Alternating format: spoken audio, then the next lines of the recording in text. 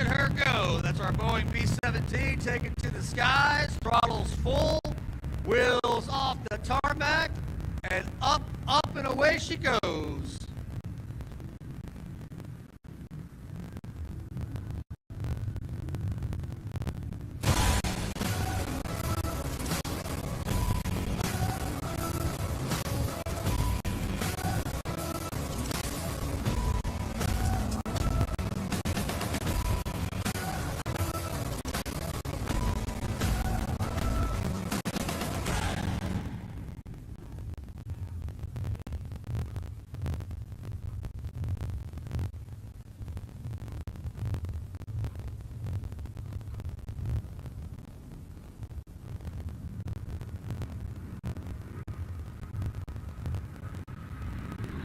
And ladies and gentlemen, here's our first pass. 109.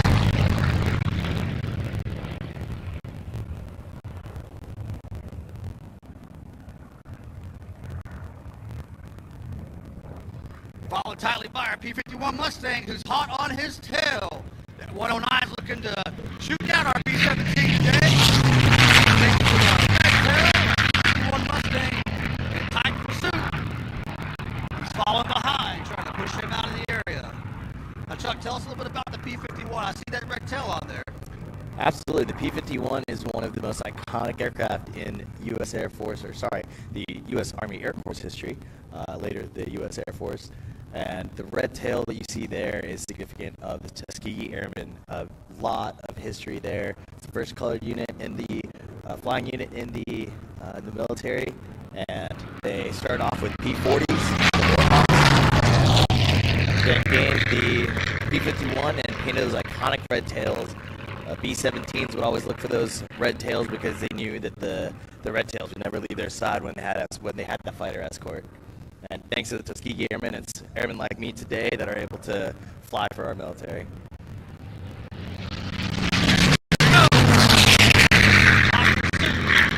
Away for our B-17 to line up and make that bombing run on those enemy targets.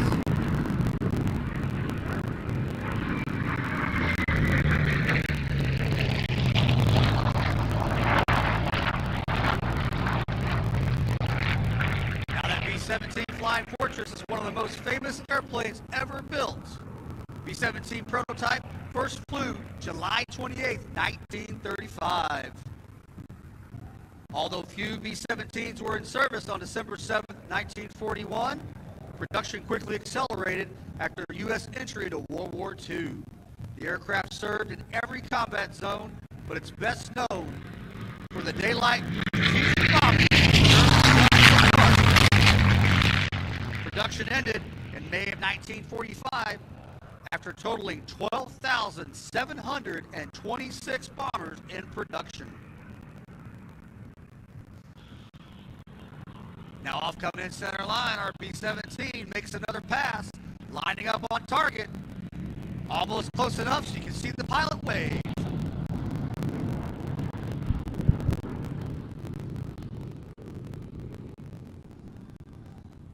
Now the first B-17 saw combat in 1941 when the British Royal Air Force took delivery of several B-17s for the high altitude mission. As World War II intensified, the bombers needed additional armament and weapon systems. Now here we have our Messerschmitt moving back across the airfield, and we know that our P-51 Mustang is going to be in hot pursuit, trying to keep him away from our bomber, making that hard right-hand turn off in the distance.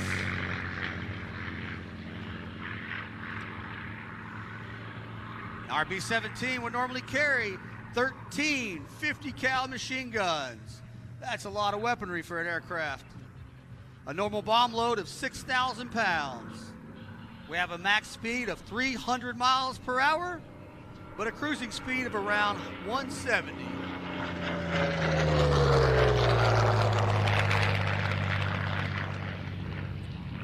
Now that Messerschmitt 109 was a German World War II fighter aircraft that was the backbone of the Luftwaffe's fighter force. The 109 first saw operational service during the Spanish Civil War in 1939 and was still in service at the dawn of the jet age at the end of World War II. It was one of the most advanced fighters of the era, including such features as a metal monolith construction, a closed canopy, and retractable landing gear. Now it's powered by a liquid-cooled, inverted V12 aero engine.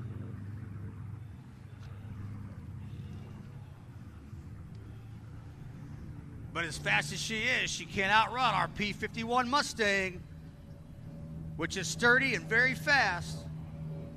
And are some of these aircraft actually shooting up enemy military trains? So, with the addition of the Rolls-Royce Merlin engine, the P-51 was a superlative aeroplane, able to fly and fight up to 35,000 feet, way above the Allison engine could have done. In total, about 2,500 P-51s were lost in combat. Owing primarily to their role in Europe, the P-51 was not deployed in the Pacific Theater until late 1941. Excuse me, late 1944. They were used for close support and escort missions, as well as tactical photo reconnaissance. Now, the P-51 was very fast in level flight and in a dive. It was excellent at high and low altitudes and could defeat or at least hold its own in dogfights with German fighters.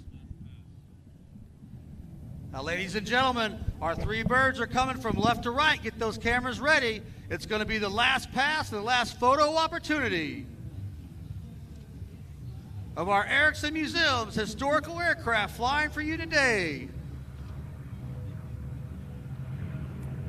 We have Ye Olde Pub, the B-17 Bomber Flying Fortress, followed by our Messerschmitt 109 and the P-51 Mustang in pursuit.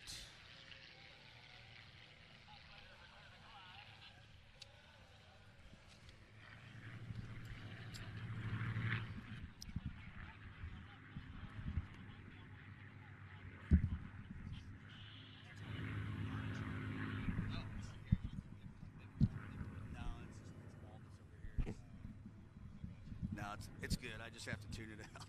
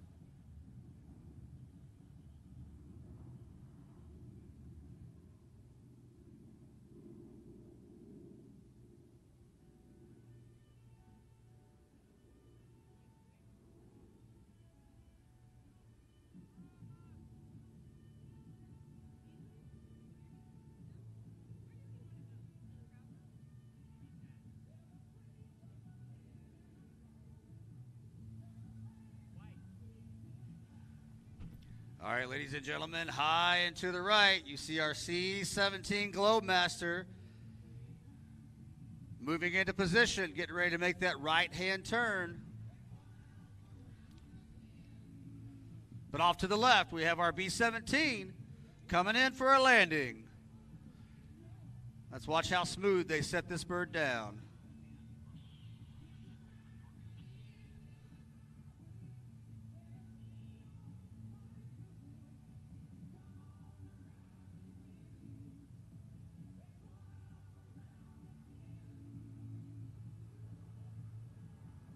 Yep, we have a surprise flyover as the B-17 takes to the ground.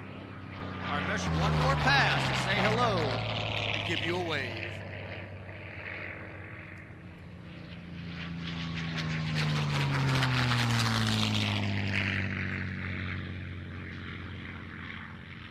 Yeah, the Mustang truly was a remarkable aircraft. The superiority came from that revolutionary laminar flow airfoil, a drag-reducing radiator cooling system, lots of fuel, and a marvelous blend of airframe and a powerful engine. It had excellent performance at both high and low altitudes, and even enough fuel to fly anywhere. The bombers were sent all across Europe.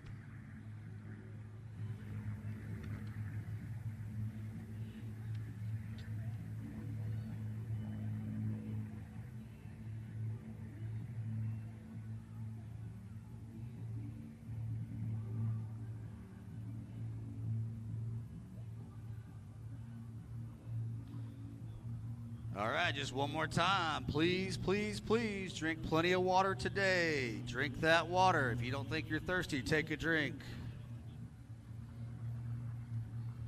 In fact, everybody do me a favor and hold up that water bottle. Look to your left, look to your right, take a drink and say hello to your neighbor. Everybody's out here for the same reason. That's to enjoy a phenomenal air show at Joint Base Lewis-McChord.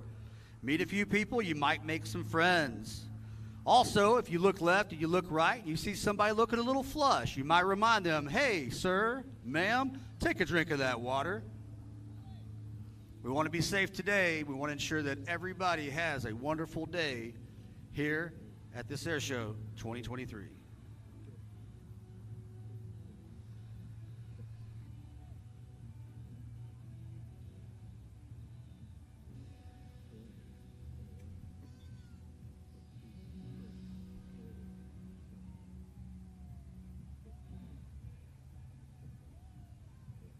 Now you see before you our 109 Messerschmitt is safely wheels down.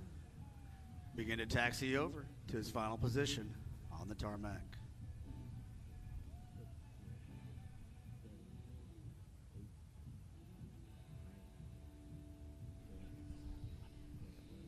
Here comes our Mustang getting ready for touchdown.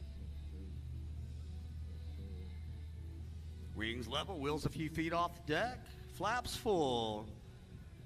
Easing off the throttle, and we have touchdown.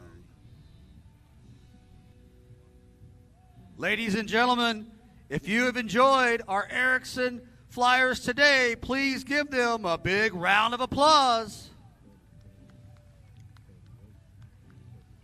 It takes thousands of hours of volunteers at the Erickson Museum to maintain these aircraft, and many of these aircraft were resurfaced and rebuilt to create the beautiful airframes that you see before you today.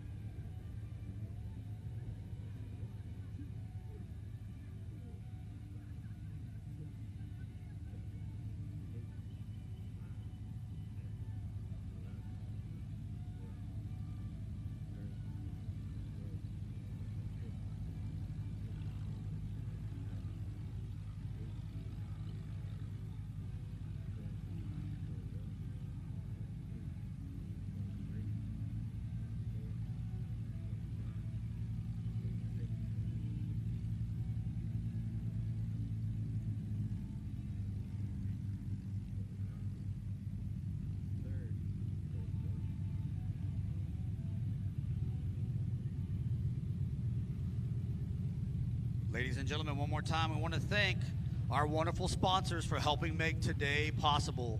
If not for our sponsors, their hard work and dedication and financial support, this show would not have been possible today. So, our MWR would like to recognize our 2023 sponsors.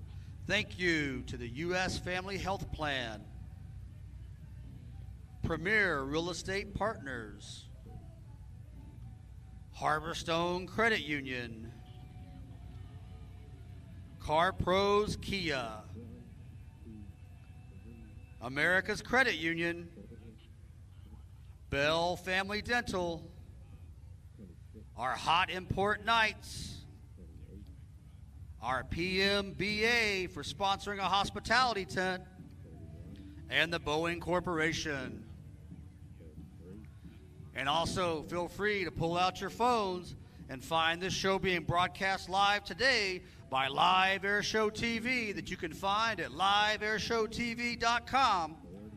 Go to the JBLM MWR Facebook page, send it out to your friends and family, do a live stream, tweet it, Instagram it, get it out there.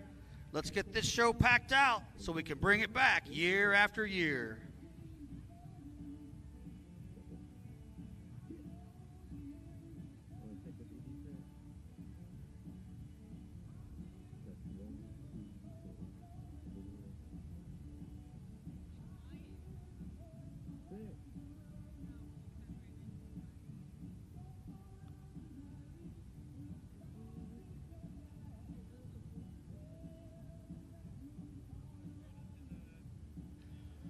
Ladies and gentlemen, look up to your right, high in the sky. You'll see our C-17 Globemaster at about 5,000 feet, making its way over the crowd. Shortly, you're going to see the rear clam door open up and several small dots coming out of the back. Those are our parachutists who will be jumping for your viewing pleasure today.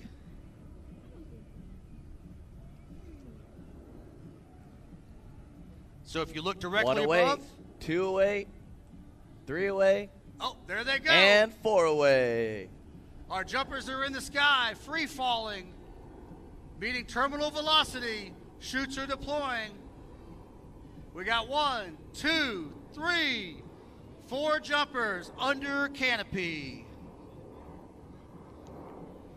These men are members of the 22nd Special Tactics Squadron who are performing a military free fall demonstration. This team has just exited a C-17 at 5,000 feet and deployed their parachutes after falling through the air at 120 miles an hour. Military free fall is a special operations infiltration method which allows forces to stealthily reach their objective unbeknownst to their target. All Special Tactics Airmen are military free fall qualified, as their duties require them to be able to attach to any other special operations unit, along with conducting reconnaissance and the opening of airfields forward of conventional forces.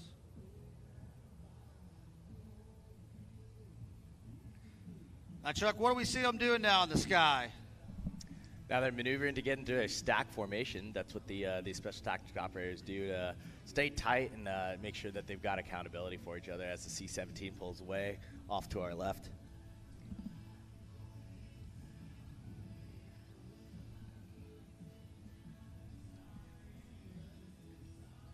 Currently, the last and highest jumper is directing the rest of the team over radio to make any corrections to ensure the team stays together.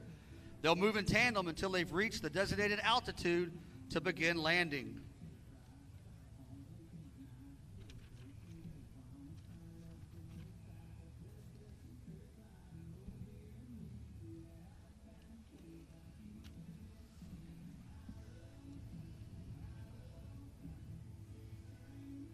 Now we have a few special people in the crowd today watching their loved ones jump from the sky. We have the Bowen family. The Bowen family consists of Christina, Ryan, Jackson, Lincoln, and Kylie, watching their dad make these high maneuvers. We also have another distinguished family today watching their loved ones jump. The Schneps, Amy, June, and James. Their dad is the low jumper in the stack, the lowest man there. He'll hit the ground first. Now the RA-1 chute they are flying is similarly maneuverable as to a civilian skydiving parachute, but it's 360 square feet of canopy and capable of carrying up to 400 pounds. Now this is a necessity since operators need to jump all personnel equipment that they would need on a mission. For real-world missions, these operators are trained to deploy as high as 25,000 feet with an oxygen mask, giving them ample altitude to navigate undetected to military targets.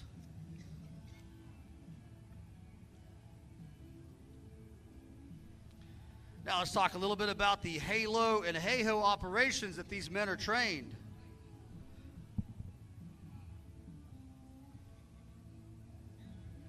High-altitude military parachuting or military freefall is a method of delivering military personnel, military equipment, and other military supplies from a transport aircraft at a high altitude via freefall parachute insertion. Now, these techniques are called halo, which is high altitude, low opening, and hey-ho, high altitude, high opening. Now, in the halo technique, the parachutist opens the parachute at a low altitude after free falling for a period of time. While the hey-ho technique, the parachutist opens the parachute at a very high altitude, just a few seconds after jumping the aircraft. In military operations, halo is used for delivering equipment and supplies in any place, anywhere in the world. In typical halo and hey-ho insertions, the troops jump from an altitude between 15 and 35,000 feet. It will often reach a terminal velocity of 126 miles an hour.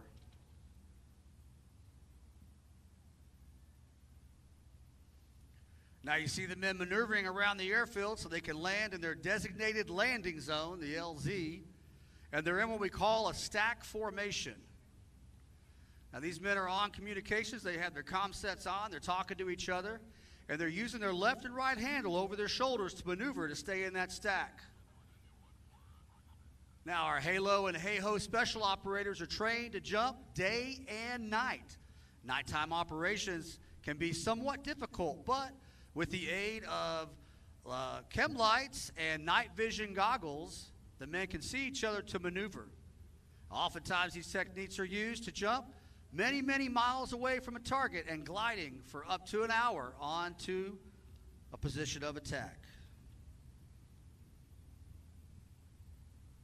Now, as you can see, the jumpers directly in front of us, center field, are making their final approach. Our first jumper pulling the brakes, stepping down on the ground. Second jumper's right behind him. Let's see how he does. Look at that. Drop and walk. They make it look so easy. Once on the ground, the operators will quickly stow their chutes and prepare to carry on their mission. They got to get those chutes down fast. Nobody wants to get drug across an LZ when the wind picks up and the chute's still in the air. Now, ladies and gentlemen, you'll see them take a knee, look around the perimeter, make sure there's no enemy combatants if this was a live combat jump. But this concludes our jumpers landing today. Give them a big round of applause and thank you for their bravery and jumping over the skies above.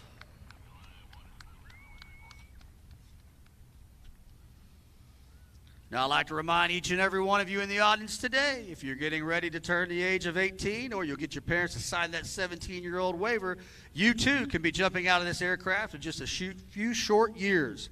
So make your way over to the recruiters. You might have to sneak away from your parents, but go on over and get some information. They'd like to talk to you today.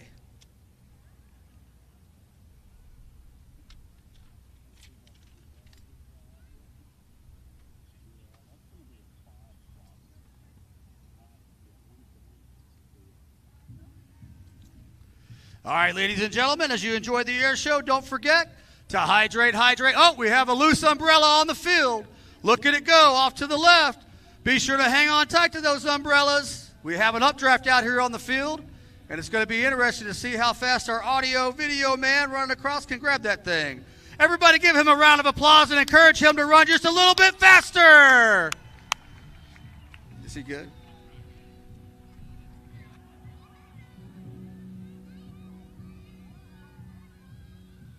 You got it. You got it. And we have recovery. I think for his efforts today, he could just keep that as a souvenir.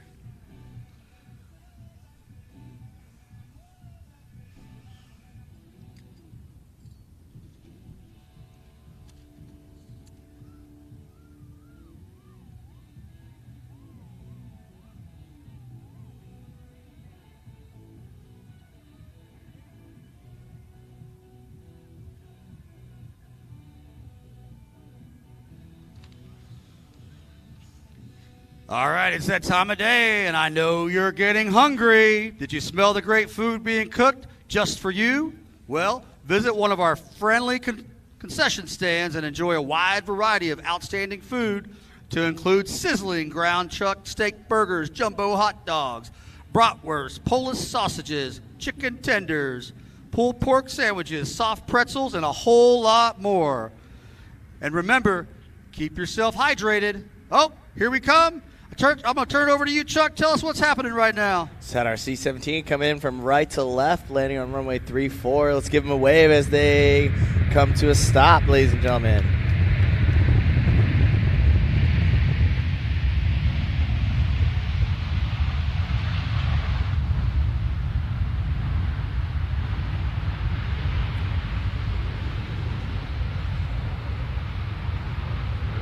Now, as I was saying before, I was so rudely interrupted by the landing of our C-17, Chuck. You have to talk to those guys about that. Absolutely. Get the time a little better. Hey, I want to remind everybody, please, please, please, today, stay hydrated. We don't want to find you falling out. Yesterday, I almost ran over someone laying on the tarmac because they had fallen out, and I didn't see them in front of my golf cart. So drink that water. If you're enjoying any of our Coke, Diet Coke, Sprite, Powerade, or any seltzers, or any of our frosty beverages, please, let's do a one-for-one today. Enjoy that beverage, then drink an ice-cold glass of water. A little something for everyone. Also, if you're looking for a great souvenir of the Thunderbirds, stop by the merchandise stands and see the largest variety of airshow merchandise for both teams anywhere in North America. They got hats, T-shirts, pins, mugs, sunglasses, and much, much more. And for your convenience, all merchandise and concession stands accept credit cards. But if you don't want to use your credit card, find one of our ATM, automatic teller machines, and grab you some cash. Look for the blue tents at the far left side of the field. You'll see blue tents with white flags. Those are most of our concession booths. Now, many of these booths are manned by nonprofit volunteers. These nonprofit volunteers are out here today raising money for those nonprofits. So please go by, shake their hand, say thank you for being here, and support them and spend a little bit of money. Now, yesterday we did pretty good, but I know we can do better today. This is a free air show. That means we need you to go spend a little cash. All the proceeds from the air show go to help support future shows and the show here today.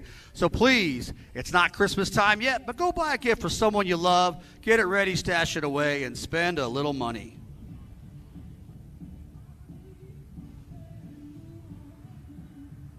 Oh, and yes, Chuck, by the way, I do wear an extra large. I got you there, Jason. I'll make sure to keep that in note.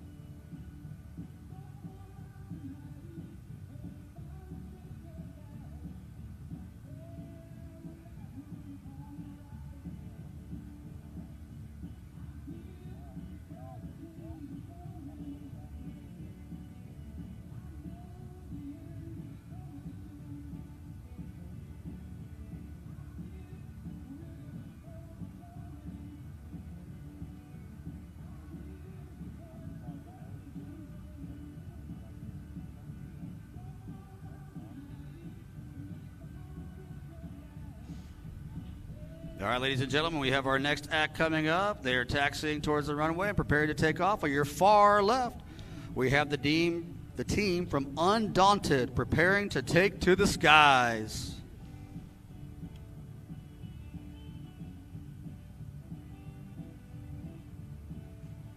And this will be an acrobatic two-plane air show for you today. They've got some high-flying, fast-speed flybys, some head-to-heads, a lot of loops, a few rollovers. It's an exciting show and one of the best in the country.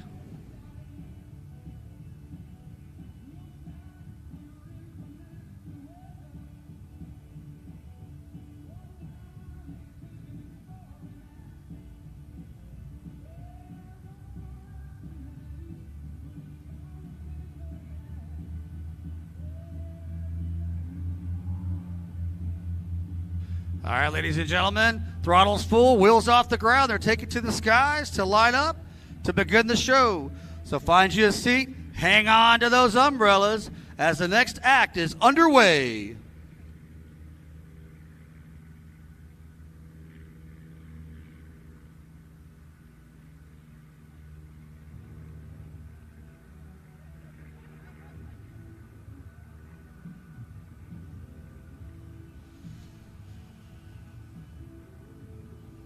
Now, ladies and gentlemen, as they prepare to make their first maneuver, a little background on these men. We have in the sky with us today Stephen Christopher, who will be our Orca flight lead, followed by Todd Woody Runberg, who will be the Orca flight wing. Now, as a U.S. Marine veteran, I have to give a shout out to my brother in arms. Todd Runberg, call sign Woody, was a United States Marine from 1986 to 1992. Thank you for serving, sir. Looking forward to the show. Now, the Undaunted team draws its inspiration from both small and large formation teams, including the renowned U.S. Navy Blue Angels, the U.S. Air Force Thunderbirds here with us today, and the Canadian Forces Snowbirds. They perform many of the same maneuvers flown by these teams, but do it with just 2 aircraft by frequently changing positions from left wing to right wing to the slot or the trailing position. They perform loops, rolls, and exciting head-to-head passes, all with the audience in mind. See if you can identify the position changes as they occur. Now they're coming up right for their first pass. Smoke's on. Get your cameras out for this photo pass, because here they come. Look at that, moving into the vertical, Chuck. Going into a loop. Look how tight those wings are. Oh, they are so close all the way through that loop. It's looking great. They're going to come right through the bottom of that, holding perfect position. That's a tight loop. That's probably one of the tightest we've seen today. Absolutely. These aerobatic planes, they have a massive power plant with a light plane behind them, and they're strapped in, ready to go. They're making that right hand shoulder roll, coming back in. Heading down, wings level.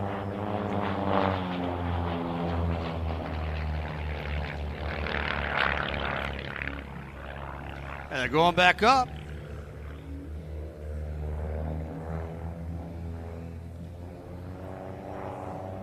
And going into a right wing over transition and back across the flight line.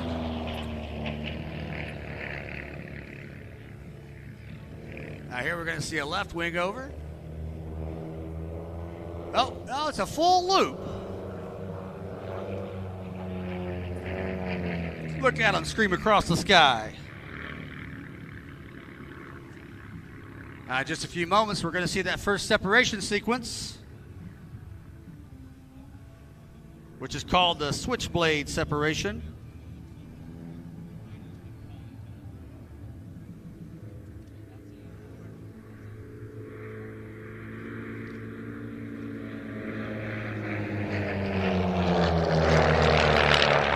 Making that hard right-hand turn, coming back wings level, and we have separation.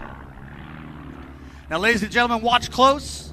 They're each going to make a wide, broad loop, come back head-to-head, and pass just a mere feet of each other.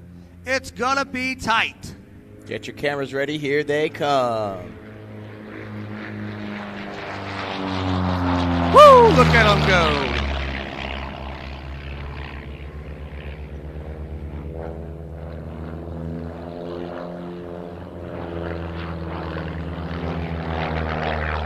Now they're both making shoulder rolls. He's upside down, looking down at us at the ground, and completing that loop. And this is where they're going to rejoin. Woody's coming in tight just so he can get back on his wing. I tell you what, Chuck, they move so fast, I have a hard time keeping up with who's lead and who's follow. Oh, absolutely. I fly a much slower bird, so it's tough for me to do it, too. There they go, making that hard right-hand make. They're pulling a few G's there.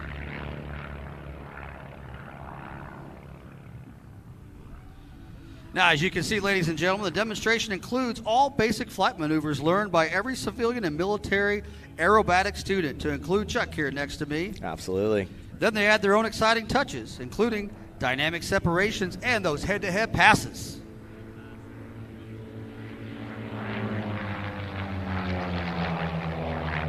There you go. We have another separation with a few rolls. Now they're both going to do what's called a split S, where now they're going to roll inverted, pull, and come right into a head-to-head. Ladies and gentlemen, stand by, get those cameras ready. It's going to be tight.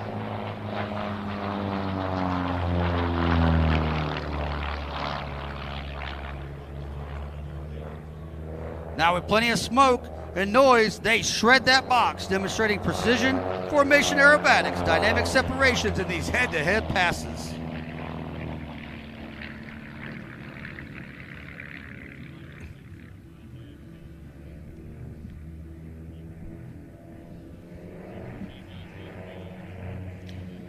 Now, the practice of formation flying was first developed during World War I, when fighter aircraft were assigned to escort reconnaissance planes over enemy territory. It was discovered that pairs of aircraft were more effective in combat than single aircraft, leading to the adoption of formations with a minimum of 2 aircraft. I come back in from the right, ladies and gentlemen. A tight pair flying over, going up into the vertical, make that loop. Just a mere 20 feet apart as they make that overhead loop, heading back down. Throttling up as they come back wings level. And back into the vertical.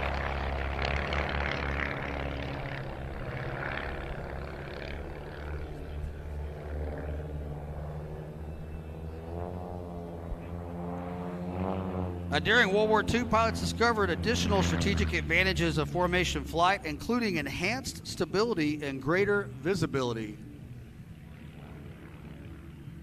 And they got another breakaway. Now looking back over.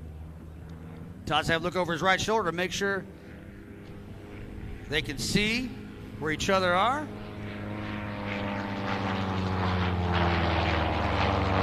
Now we got Christo in the lead. We got Woody following in trace. Straight up overhead, making that half roll, coming back wings level. Now, what kind of G's do we think they're pulling here right now with those turns? With these small planes and the heavy power planes that they have, they are pulling at least 3 G's when they're pulling up into that. They're pulling probably closer to 5 to 6 when they're going through that. And if you notice right now, I think they're working on a lead change as well. There you go. He crosses over. There it is. Smooth transition as Todd takes the lead. Now, as our air boss just mentioned, the great thing about these gentlemen is that they are local, just north of Seattle. Local flyers, you can come out in your backyard some days. You might see them up in the air practicing some of these very same maneuvers.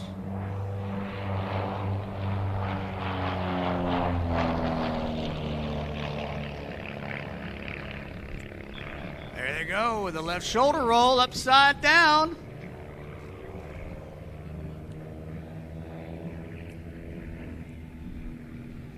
Now, these men are professional. It's important to note that they got to keep that canopy closed, Chuck. We don't want to lose an iPhone. No, absolutely not. You want some wind, but not that much, you know.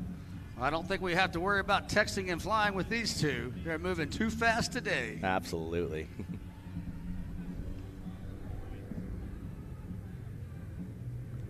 All right, here they come back. Back into the vertical. Up, and away. Completely upside down as they finalize the loop.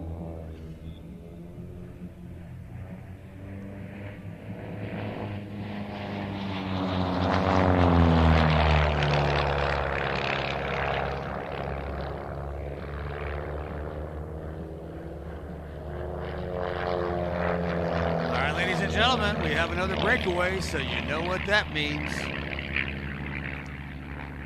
Get ready for that head-to-head.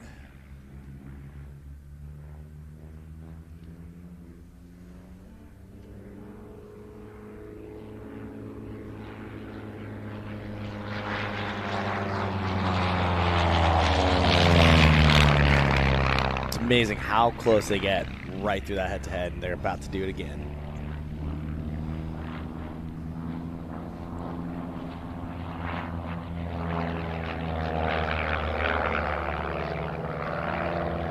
Flight lead, Stephen Christopher, hails from Monroe, Washington, but he spent 17 years in Alaska, flying to remote locations, and even rode a snow machine along the entire route of the Iditarod Trail.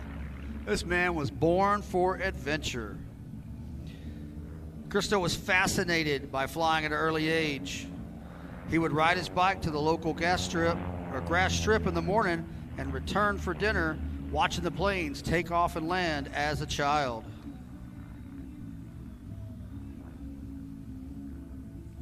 Now our Marine veteran, Todd Woody Runberg, is from Kettle Falls, Washington, and is the father of 2 daughters and has a brand new granddaughter. Congratulations, Todd. He flies that RV-8 plane named Undaunted, which has a custom canopy and a nitrous oxide injection system that can boost max continuous power by 150 horsepower. You guys have nitrous oxide in those C-17s? Absolutely not, but those 757 engines help us out a lot still. I bet they do. Look at them go. They're doing a left shoulder roll upside down once again. And making the roll back into wings level.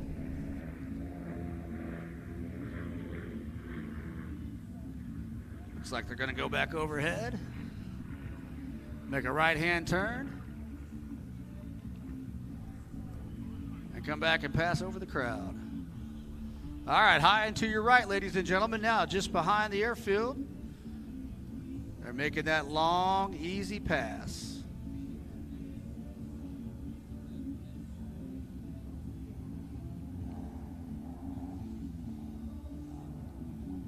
Now, our Orca flight wing, Todd Woody Runberg, qualified in his RV-8 at 277 miles per hour at the 2019 Reno Air Races, making it the fastest lap for an RV airframe at Reno. It's no surprise he has a physics degree from the University of Washington. Ladies and gentlemen, get your cameras ready. This should be their last pass.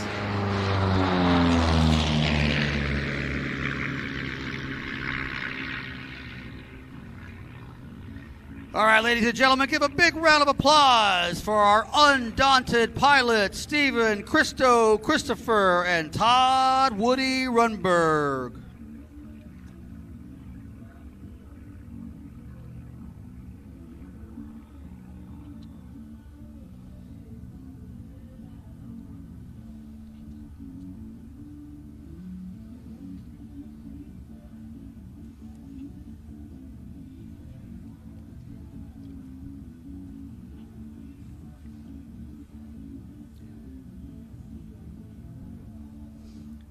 You can see them back off to your right, high in the sky, lining up, landing gear down, coming back into full flaps, prepared to make that nice, soft, smooth landing. Now, as they taxi back on the runway, we have just a few minutes, probably about 8 minutes, for you to work your way down to that concession stand. Maybe check out the hangar bay and our simulators, or go find those yellow special event flags waving around and top off your water bottle. Ladies and gentlemen, please hydrate today. We don't want anyone falling out. We want to ensure that everyone enjoys the demonstration. It's also good to note that once the air show has ended, we will have a live performance of our First Corps Rock Band playing from 4:15-ish to 5. So don't run out of here, because all you're going to find is a long line to the shuttle buses. Take some time, run by the hangar bay, check out the simulators, but please, please, please drink that water. I got the fire chief sitting right by me, so if you don't drink water, he's going to be scooping you up, putting you to work. Ladies and gentlemen, let's give a round of applause to our Undaunted team as they taxi off the runway.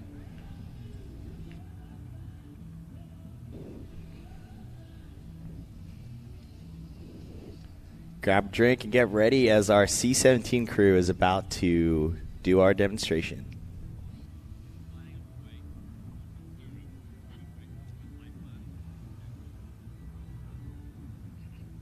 Now, once our Undaunted team find their way to the taxi, power down, you can't miss these men. They have on collar polo shirts that say Undaunted. So as they walk through the crowd, please stop them and say a special thank you for being out here today.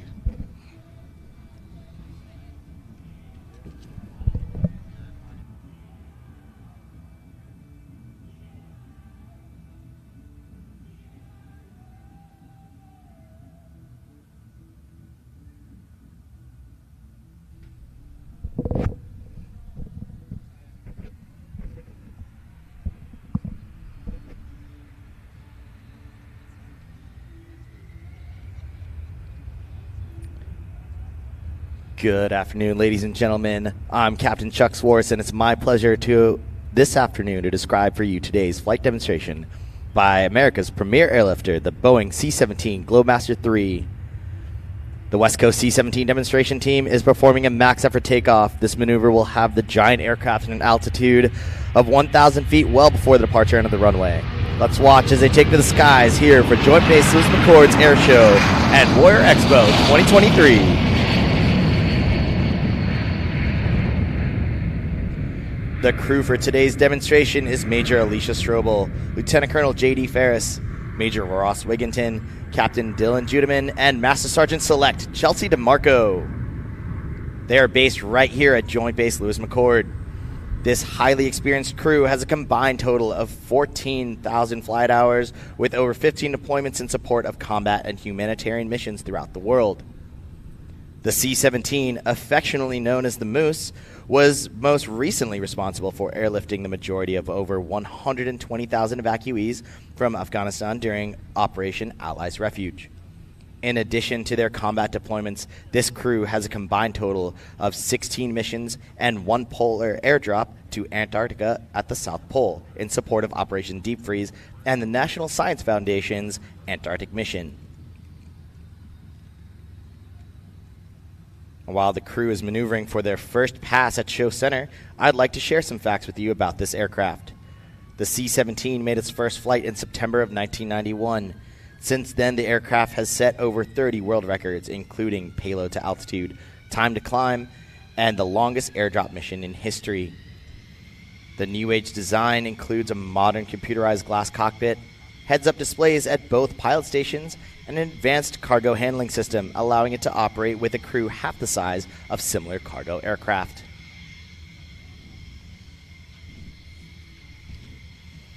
At the helm today, our aircraft commander, Major Alicia Strobel, is not only an aircraft commander, but a mother of 2 and a stellar example of an Air Force officers that we have today. The crew will now perform a high-speed pass. With the aircraft capable of accelerating to over 350 miles per hour, this pass demonstrates the extremely powerful engines of this magnificent jet.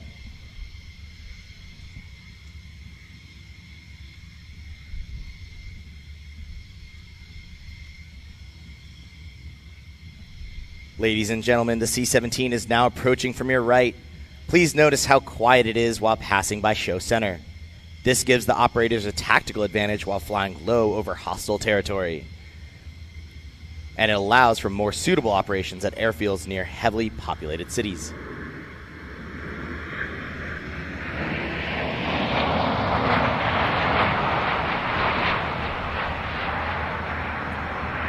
This reliable airlifter combines the intercontinental cargo carrying capabilities of large aircraft such as the C-5 Galaxy with the short field landing potential of the much smaller C-130 Hercules.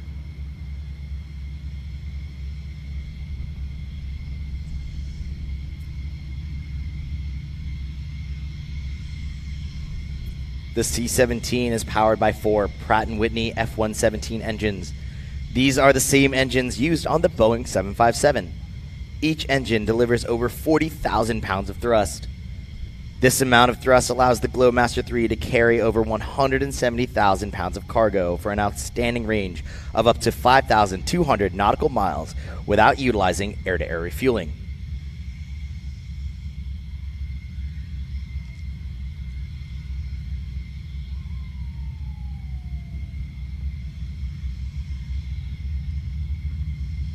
Now approaching from your left, the aircraft will perform a slow speed pass.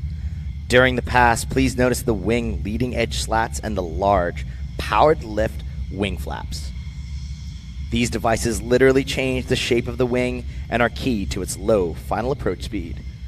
This enables the aircraft to land and stop in very short distances. Ladies and gentlemen, get your cameras ready as this will be your best opportunity to take photos of this amazing state-of-the-art machine.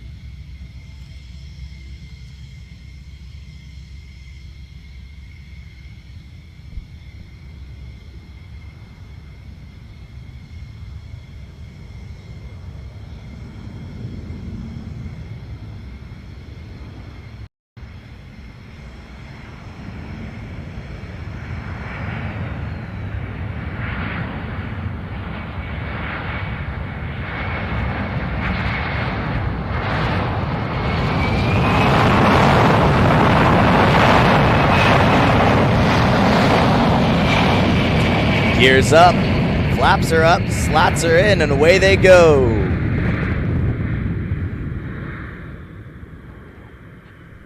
C-17 is now going to maneuver for a circle over the airfield, showing its ability to fly at slow speeds and demonstrate its advanced aerodynamics in action. Our Moose was designed with the M1 Abrams tank in mind. We can carry over 200 troops to drop them over the airfield like you saw with our special tactics squadrons. Can carry up to 4 Humvees. We'll even take our Army helicopters such as the Apaches and the Blackhawks you saw today, and even including the massive Chinook. The aircraft uses a quadruple redundant fly-by-wire system for the operation of flight controls. This is combined with 4 separate flight control computers, each capable of controlling the entire system independently. The system is designed to optimize the capabilities of the C-17, yet maintain enough redundancy to protect against a wide variety of failure conditions. Another feature of this amazing flight control system is that the aircraft can also be flown in an entirely mechanical backup mode, further safeguarding against abnormal situations. As the aircraft approaches from your right, please notice the upturned wingtips or winglets. These decrease aerodynamic drag and increase fuel economy. Now, to give you a better idea of the aircraft's overall size, these winglets are nearly 9 feet tall.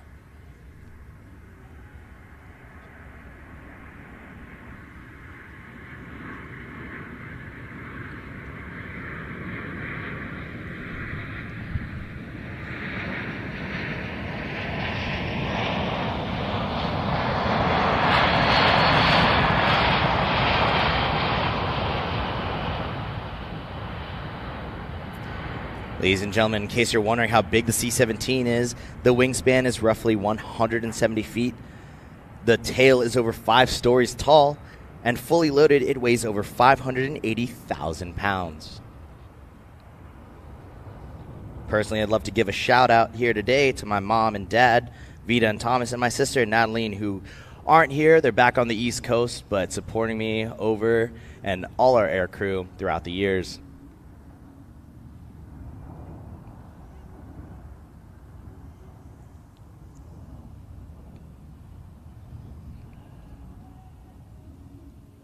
As you can see, the C-17 is extremely maneuverable at both high and low speeds, making it easy to operate in any tactical situation.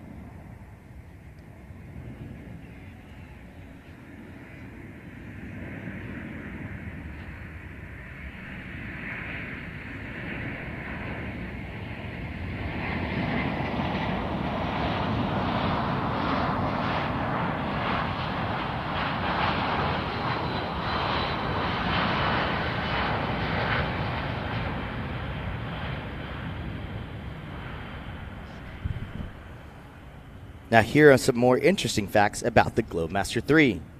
This aircraft can fly anywhere in the world non-stop using its air-to-air refueling capability. Air Force personnel routinely fly 24-hour missions with only a single crew. The most basic crew complement required to operate a C-17 is merely 2 pilots and 1 loadmaster. The heavy-duty landing gear allows it to land on surfaces such as cement, sand, dirt, and even ice. As a result of this, C-17s have been in over 180 countries and literally every continent in the world since production began.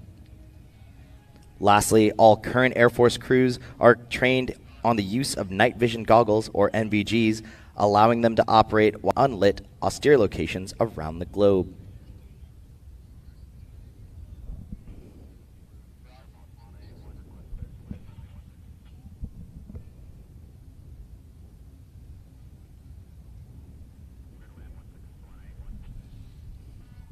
Our crew has been cleared to land, and as they make their final approach, the aircraft will be flying at just under 120 miles per hour. They are simulating arrival into a shortened airfield where hostile forces are present. This versatile tactic allows the C-17 to operate at over 6,000 more airfields worldwide than any commercial wide-body aircraft.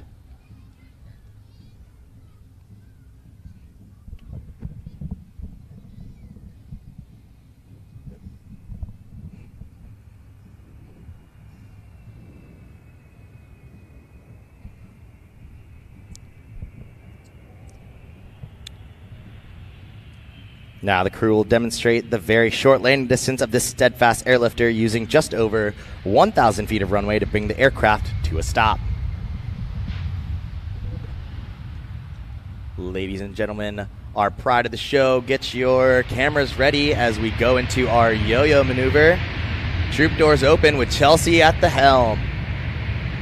C-17 is currently demonstrating the ability to back under its own power, which gives it increased maneuverability while offloading cargo and the capability to operate at a smaller, unsupported airfields. Give Chelsea a wave, everybody, as she brings it on back.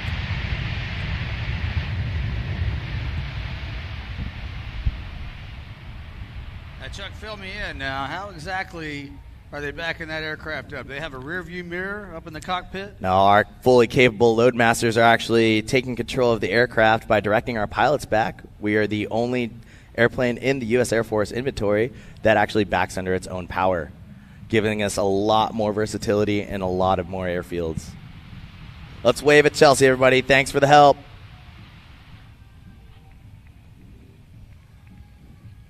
All the maneuvers you have seen here today are examples of those flown by our operational air crews on a regular basis, as they provide the highly responsive and flexible airlift capability for America.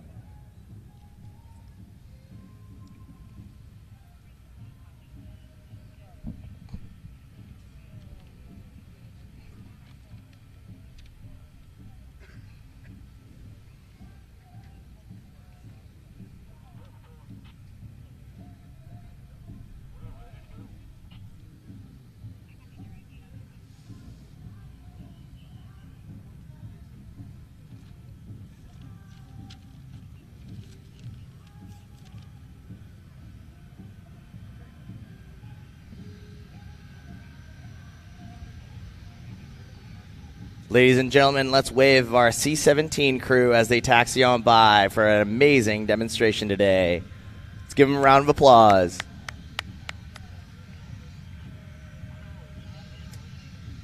Ladies and gentlemen, this concludes today's demonstration. On behalf of the men and women of the United States Air Force, Air Mobility Command, and Joint Base Lewis-McChord, Washington, we thank you for being with us today, and we hope you enjoyed this brief look at the C-17 Globemaster III, the United States Air Force's core airlifter and workhorse, which will provide rapid global mobility for America today, tomorrow, and well into the 21st century.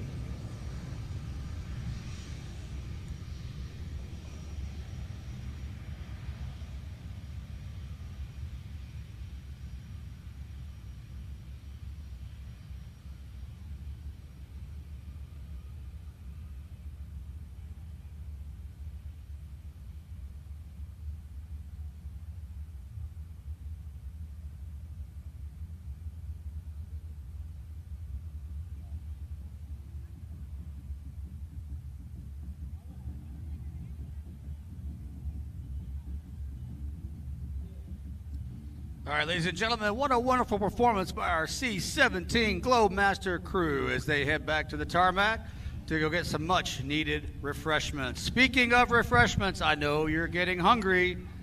Did you smell the great food being cooked just for you today? Well, head on down to those blue tents with the white flags and get you some nice ground chuck steak burgers, jumbo hot dogs, grilled chicken sandwiches. There's some barbecue riblets waiting for you. Some beef and lamb gyros, sounds good to me, and some chicken pitas. Don't forget to hydrate yourself with ice cold water. Drink that cold water, keep it filled up, and stay hydrated today. No heat casualties on the tarmac today, that's our goal. But if you are feeling a little bit lightheaded, there's a green tent at the far end of the tarmac away from the runway on the other side of the C-17 Globemasters that are parked side by side. Just look for the largest aircraft on the field and go to the other side. You'll see a green tent. We have some medical personnel waiting for you to assist you and get you to feel 100%. We'd also like to ask Taylor Woods. Taylor Woods, please make your way to the medical tent on the far side of the C-17s. Taylor Woods, make your way over to the medical tent. That's a correction. Tyler Woods, you're in the crowd. Mr. Woods, make your way over to that medical tent. Mr. Tyler Woods, thank you very much.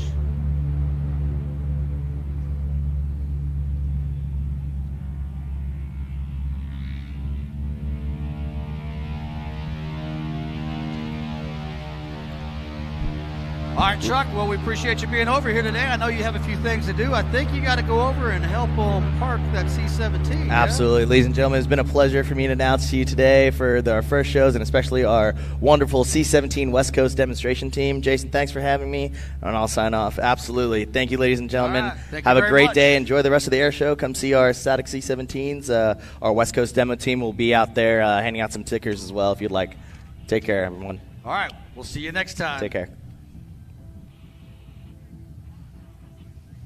All right, ladies and gentlemen, we got a few minutes for you to run around, take a look at a few things, go grab something from the concession stand, support our local nonprofits, help them out by going and spending some hard-earned cash. Every dollar you spend today supports the air show, future air shows, and our nonprofits alike.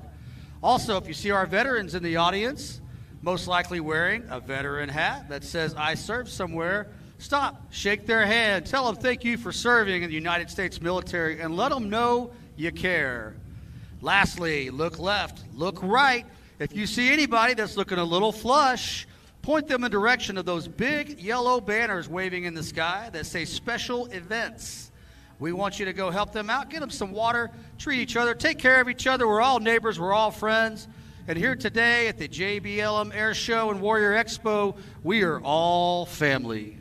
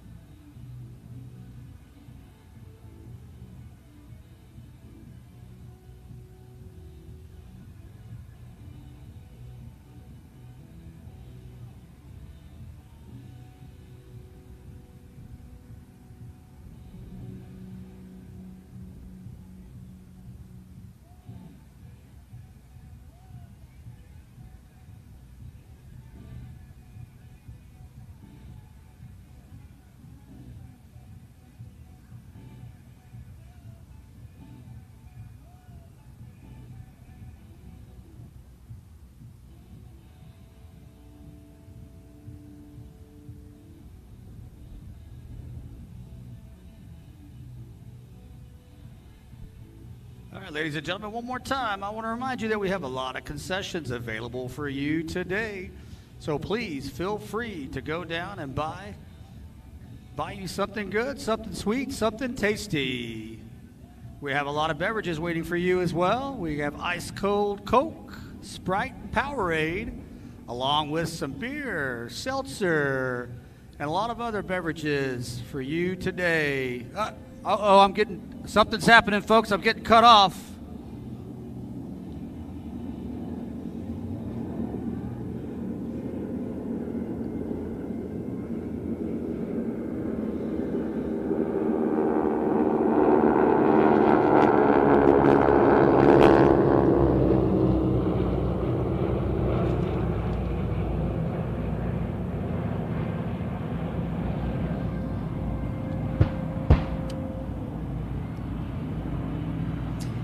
Enemy air raid, Pearl Harbor, this is not a drill.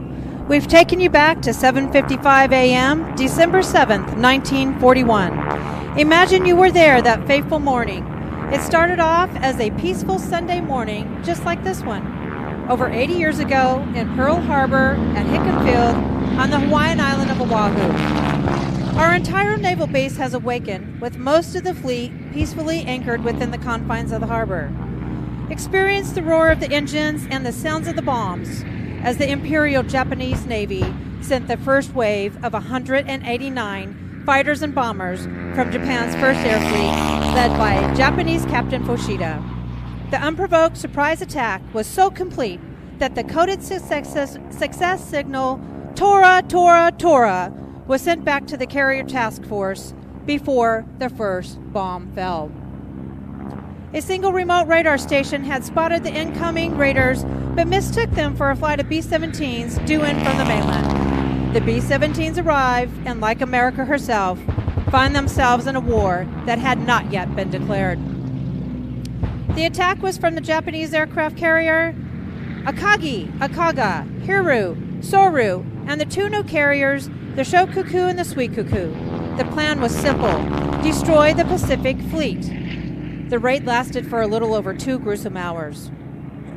Yes, you have a front row seat in the Pacific Theater as the story of the bombing of Pearl Harbor unfolds right in front of you.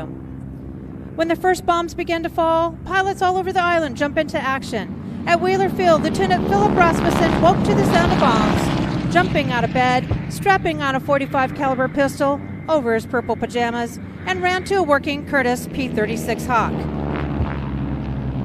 He was joined by 4 more P-36 pilots, Lewis Sanders, Harry Brown, Gordon Sterling, and Malcolm Mike Moore.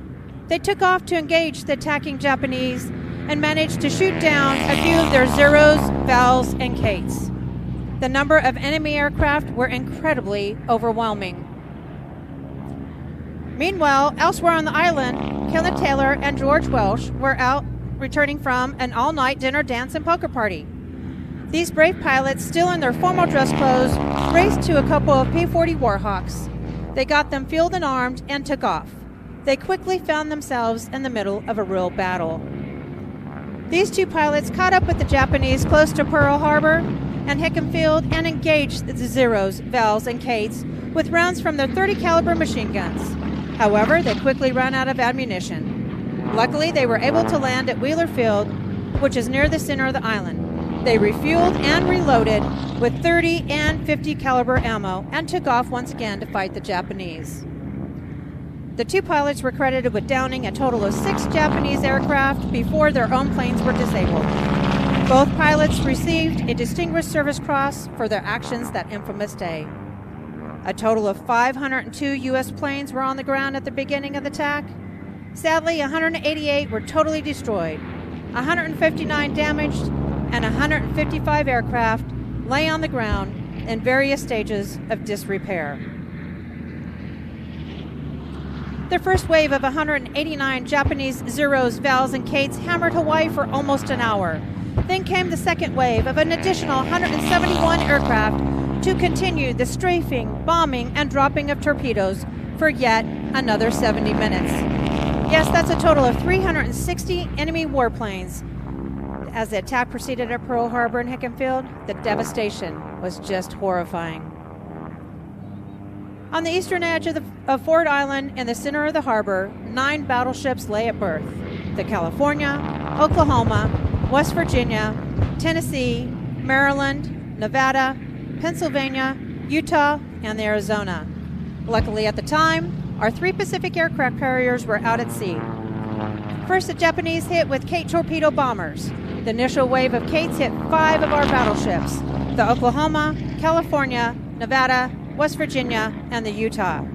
These Kates were specially equipped with shallow running torpedoes specifically designed for the attack on Pearl Harbor. You see, the shallow waters of Pearl Harbor would not allow the normal deep running torpedoes, which leaves no question that this was a well thought out plan and not a surprise attack. Then came the Val dive bombers, armed with 1,700 pounds of armor-busting projectiles, originally made for 16-inch battleship guns, but were converted to aerial bombs. These planes dived down onto the Nevada and the Arizona. Anti-aircraft fire veered the Vals away from the Nevada on the first wave. But unfortunately, the Arizona was not that lucky. A bomb stabbed the Arizona through her forward magazines and exploded, torching off more than 1 million pounds of gunpowder.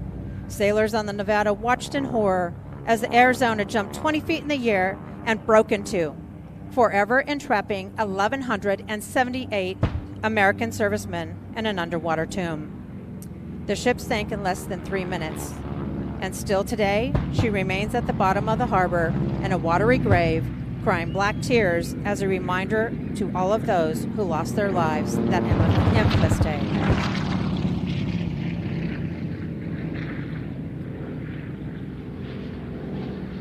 At Marine Corps Air Station Ewa, Private First Class Melvin Thomas was on guard duty when 9 Zeros attacked the base.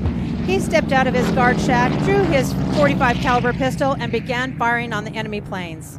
A Japanese pilot, Yoshio Shiga, saw Thompson firing back at them, and years later, he remembered Thompson's tenacity and fighting spirit, describing the lone Marine as the bravest American I've ever seen. Right in front of you is our speckled Kate torpedo bomber.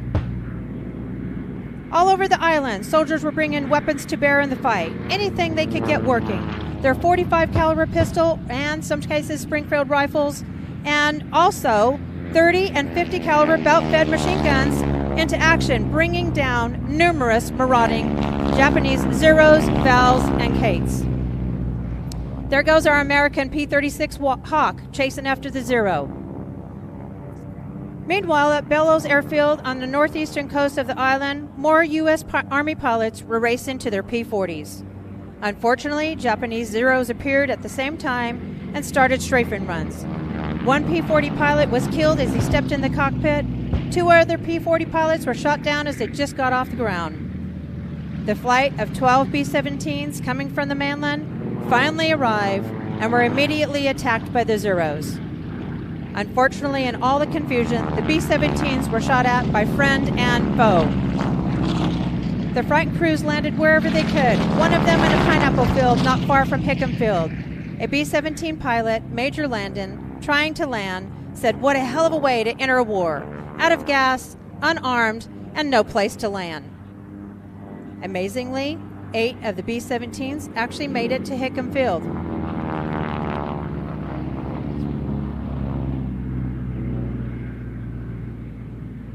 Here we go. Here's our green Kate, diving down, dropping bombs and torpedoes. Right in front of you right now is a Japanese Zero.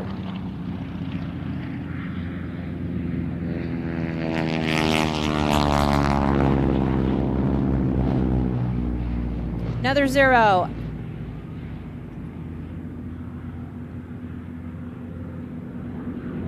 Here comes our American P-36 Hawk, trying to shoot down some of the Zeros, Vals, and Kates.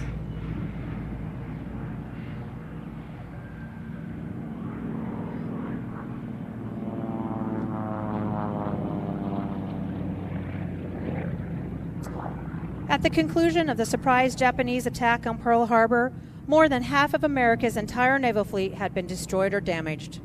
Nearly 2,400 Americans were killed, over 1,200 wounded, and at the time, 960 people were missing. 188 aircraft were destroyed, 159 damaged. Just 155 of our aircraft were left on the ground. 2 battleships were destroyed, 3 light cruisers, 3 destroyers, and a total of 6 battleships were damaged. Our greatest naval base lay in ruins, along with our complacency. The following day, December 8, 1941, President Franklin Delano Roosevelt announced our entry into World War II with these words to Congress, the citizens of the United States, and the world.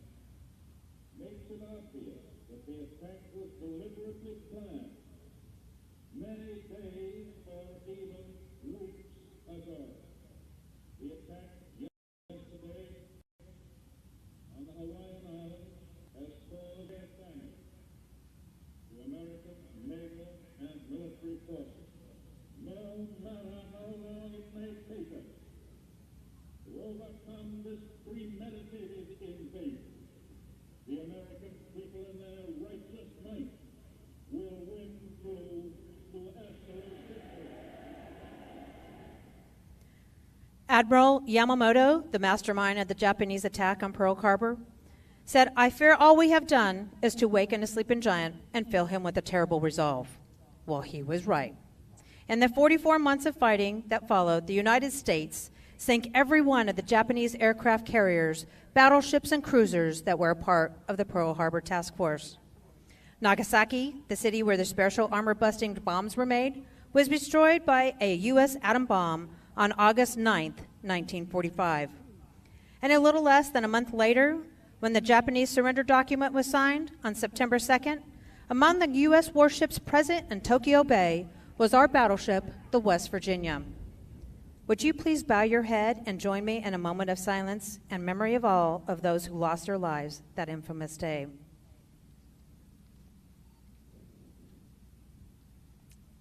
Thank you.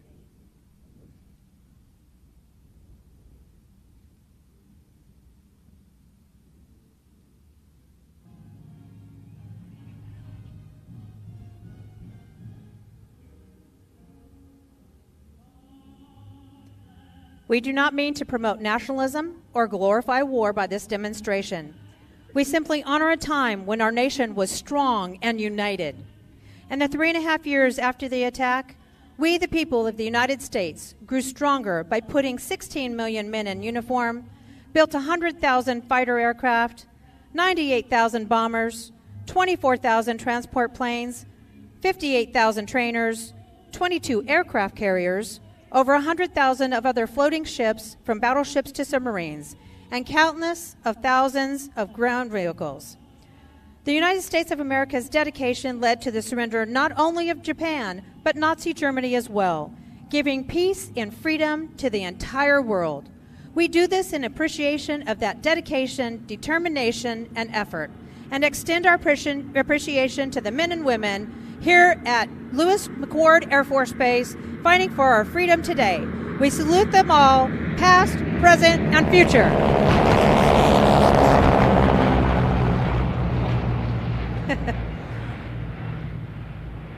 The Wall of Fire, presented by the Tora Bomb Squad, led by Gordon Webb from Springport, Michigan, and his team across the United States, Jason Bartley, Jim Cool, Martha West, her little brother Dave West, Tammy Morris, Dave Stallings, Aaron Haas, Willie Hopper, Sherry Highcoker, John Wolf, and John Blevins.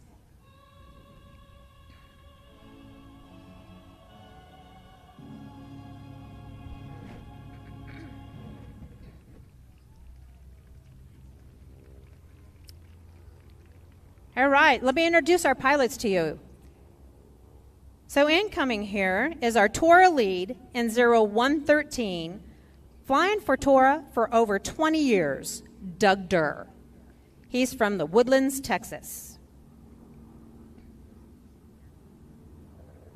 Right behind him is second-generation pilot Dan Reedy, flying for 20-plus years in our 0114. Second-generation pilot Patrick Hutchins of Bayou Vista, Texas, flying for 20 years in Tora 111. Here comes our Kate 313 with Daniel Rathman from Midland, Texas.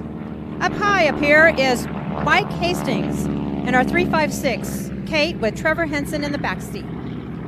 310 is on its way here with Parker Rathman and Joe Gamesfelder from Midland, Texas. And from your left here is also our Tora P-36 Hawk with Chris Walker from Palestine, Texas.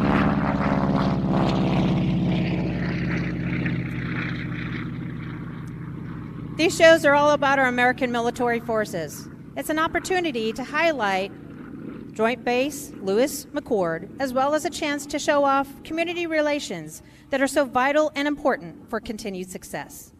But more than anything, it's a chance to give people a glimpse into the extraordinary capabilities of our people and equipment. Tora's purpose within this air show, with our little history lesson, is to show the evolution of where the military was to what you see here today. On December 7th, 1941, it was a pivotal moment in U.S. history. Europe had already been on fire for 2 years, and despite the best efforts of some incredibly smart people, we did not have the professional and powerful military in the 1940s. For that lack of foresight, planning, and commitment, the sons and daughters of the nation paid a terrible price. We think that's worth remembering, and we hope you do too. Tora is a part of the Commemorative Air Force. All of our team members are volunteers, and we love what we do. We would like to encourage you to like and follow us on social media and visit our website at tora.com for more information on our show schedule. A big salute and thank you to Joint Base Lewis-McChord and to the city of Tacoma for letting us perform for you. I'm Denise Walker, your narrator for today, and we are Tora.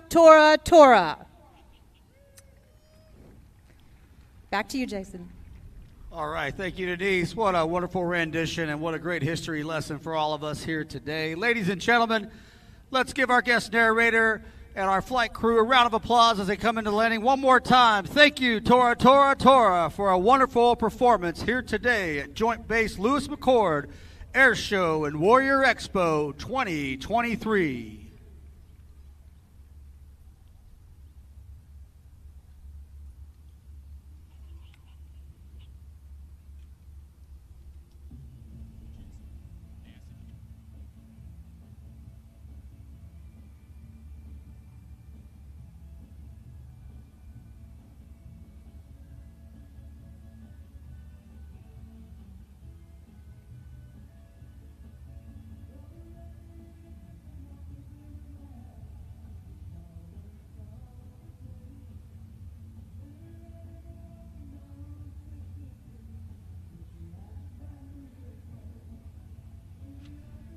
All right, ladies and gentlemen, I'm going to hit you one more time with those water breaks. Please take a moment to go refill those water bottles.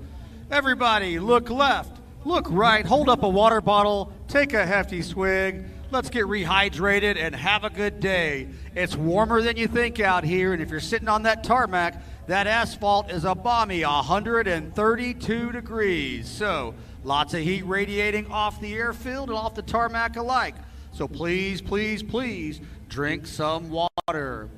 If you're out of water and you have your own bottle, or if you're feeling frisky, go over to those big yellow flags that say special event, and you'll see what looks like a sawhorse with 8 to 12 water spigots.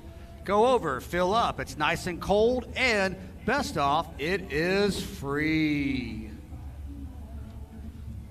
Now, if you look around and you see your neighbor looking a little flush in the face, looking kind of red, Maybe some of our elderly are out here enjoying the show and are just a little hot. Encourage them to go drink some water, or work your way over to that medical tent. It's the green tent at the far end of the airfield, over past the C-17 Globemasters. Just look for the two largest aircraft and go a little bit further. We have some medical personnel that are ready and willing to assist you however they can to ensure that you can enjoy all of our show today. Ladies and gentlemen, don't go anywhere. There's a lot more show to come.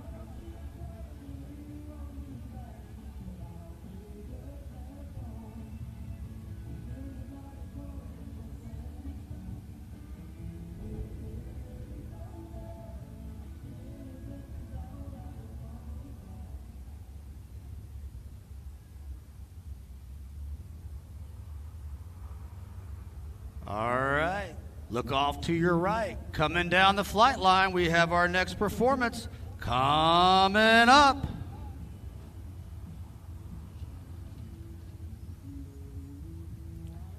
Ladies and gentlemen, welcome to today's demonstration of the Stryker Infantry Carrier Vehicle, commonly known as the Stryker ICV.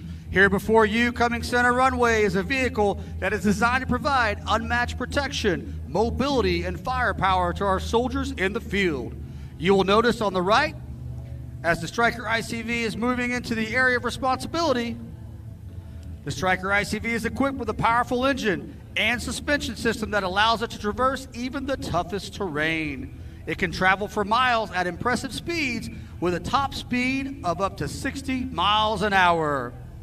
The Stryker ICV comes to a halt, and a group of soldiers are seen jumping out of the back, securing the perimeter and scanning the area with their weapons. One of the unique features of the Stryker ICV is its ability to quickly deploy and extract troops while on the move. As we can see, these soldiers were able to rapidly exit the vehicle and secure the area in a matter of moments. What you see now are elements that are up and on the move, conducting maneuver element, while we have an element in the prone in the very center laying down suppressive fire. This maneuver is commonly known as I'm up, he sees me, I'm down, because that's the ditty we say in our head while we're getting shot at in a combat environment. Now, as our two flanking elements are providing cover fire, our silent element is on the move, looking for enemy targets and advancing as needed. Now, the Stryker ICV is equipped with a range of weapon systems that can provide covering fire as our soldiers advance on the enemy position. It includes a 50 caliber M2 Browning machine gun, automatic grenade launchers, and a remote weapon system that can be operated from within the vehicle. Now, the Stryker ICV comes to a halt and the weapon systems are displayed. You see the men on the move. Fire, fire, fire as they advance on the enemy positions. Now, the Stryker ICV is considerable and is capable of engaging enemy targets with devastating effect. The vehicle's weapon systems are operated by highly trained gunners who can quickly adapt to changing battlefield conditions.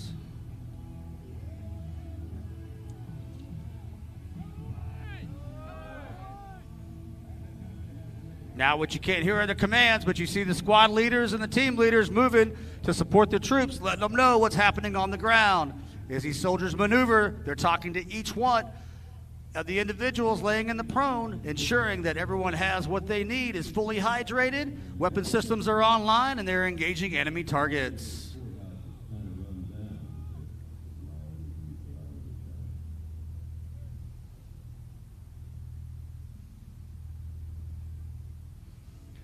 Now you see our far left element that's up and on the move back to the Stryker ICV, while the elements in the prone are creating cover fire, ensuring that enemy positions cannot target those soldiers who are up and maneuvering.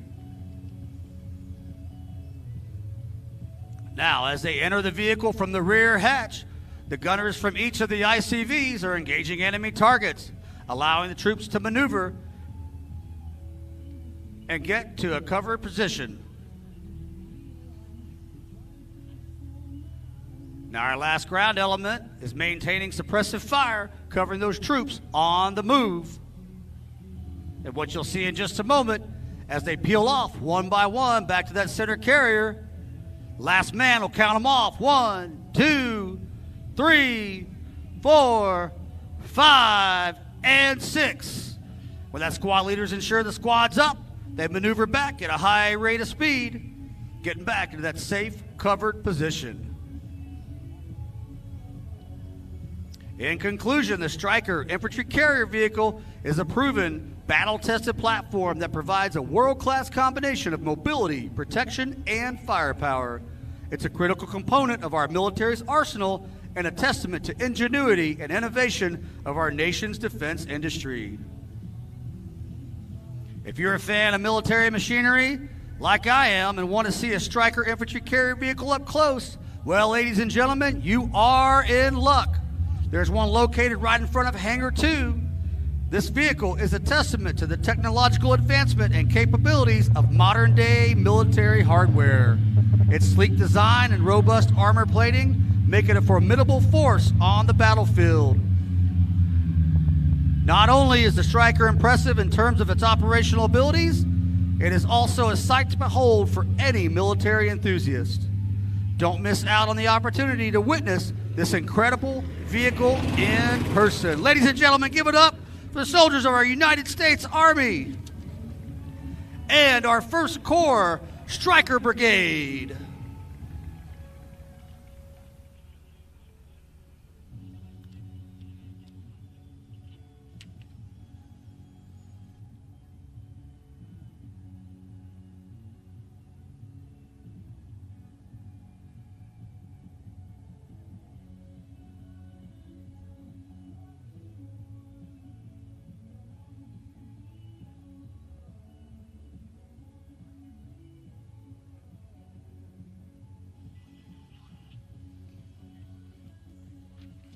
All right, ladies and gentlemen, don't go far.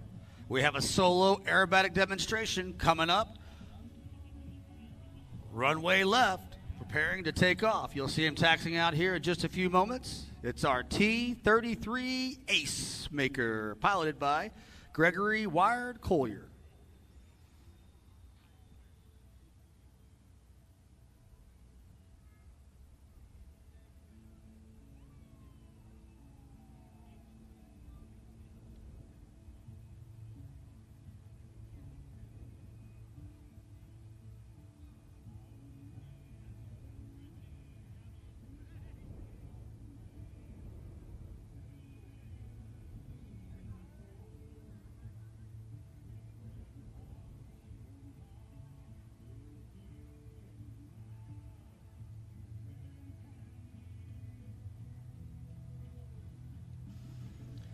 As our T-33 prepares for takeoff, we'd like to come back one more time and thank our special sponsors who have helped make this air show possible today. So thank you, U.S. Family Health Plan, Premier Real Estate Partners, Harborstone Credit Union, Car Pros Kia, America's Credit Union, Bell Family Dental, Hot Import Nights, PMBA for sponsoring a hospitality tent, the Boeing Corporation, and broadcasting live, streaming around the world on the interwebs, Live Airshow TV, liveairshowtv.com. You can find this live recording or this live video today at the JBLM MWR Facebook page, Joint Base Lewis-McChord MWR Facebook page.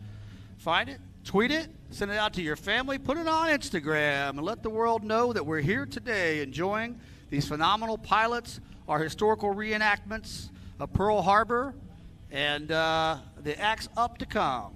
Ladies and gentlemen, don't go far. We've got that T-33 on the runway preparing to take off.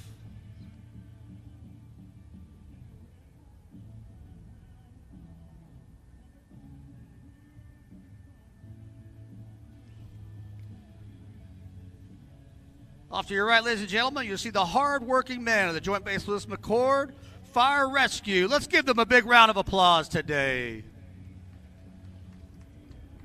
These men and women are out in full gear and all of their armament It's pretty hot for them over there today, making sure that our pyrotechnics crew is safe, that our fires are extinguished, and that the show can go on.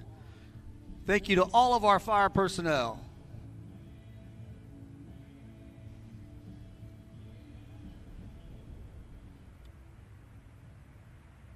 All right, ladies and gentlemen, look on the runway now. Coming from left to right, our T-33 pacemaker is taken to the skies for our solo aerobatic demonstration.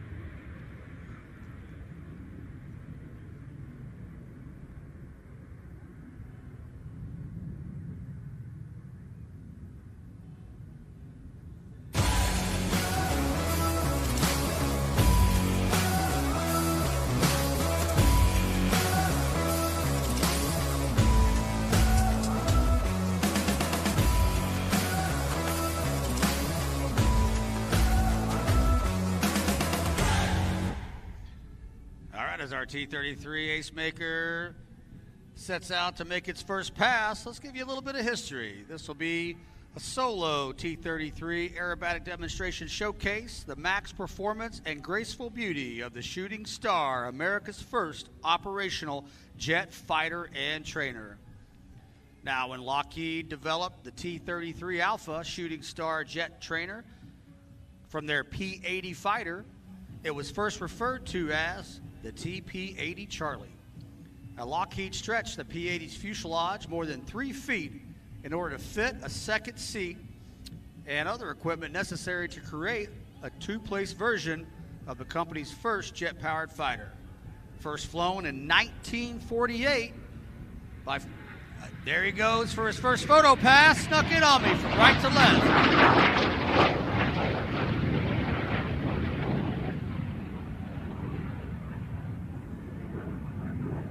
Next, you'll see him loop back around and come back in for a vertical roll. He's looping back off to the left. If you look back up over your left-hand shoulder, you'll see him make that long pass. He is moving fast. Now, this aircraft was first flown in 1948 by famed Lockheed test pilot Tony LeVere. The T-Bird served with the United States Air Force as an advanced trainer and later as a proficiency trainer, threat simulator, and target drone for nearly 50 years.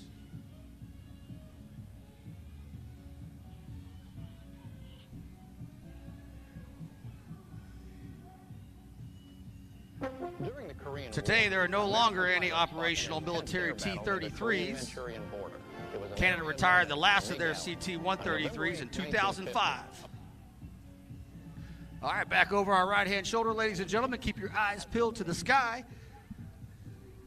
As he makes his way back through, you're going to see him conduct a vertical roll.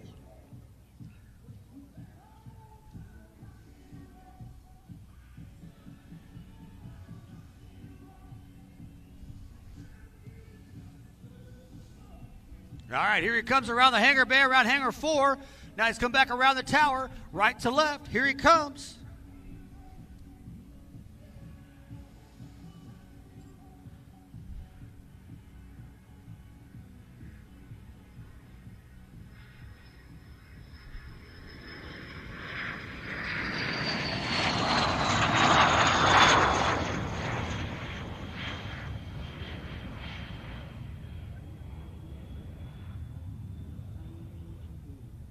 All right, ladies and gentlemen, that was a quick pass to take a look at the aircraft and make sure everything's looking good as he rolls back into the remainder of his aerobatic demonstration.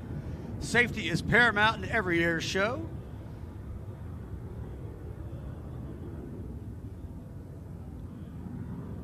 And the pilots always want to make sure that everything looks correct from the air boss on the ground.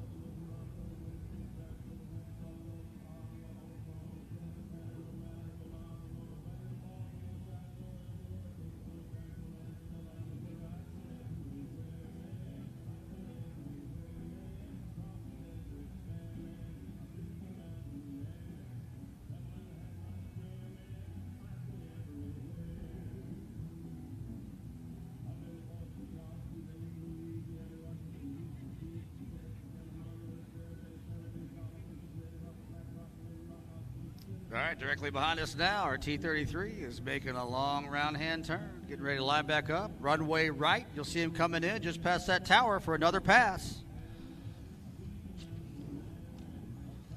Our pilot today is founder and owner of Ace Maker Aviations and a native Californian, Gregory Collier, call sign Wired. Took his first flight at age 7 in a Cessna 172. And he's been hooked ever since. Here he comes. The right-hand end of the runway, just past the tower.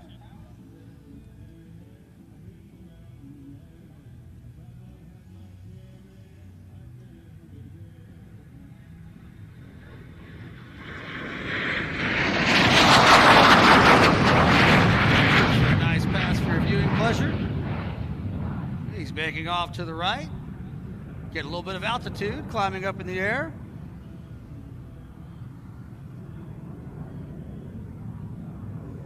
Making that long right-hand turn.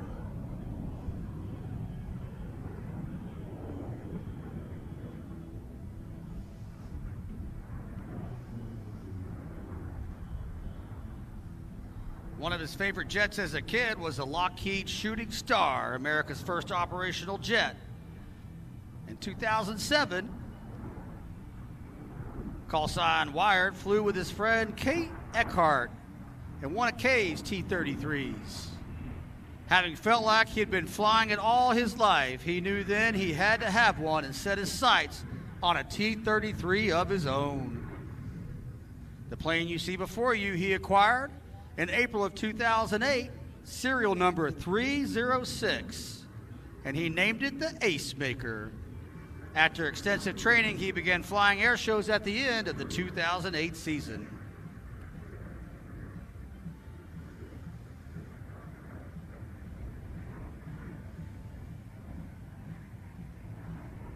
With over 5,000 flight hours and just over 2,000 flight hours in the T-33, Greg is the highest time current T-33 pilot in the world.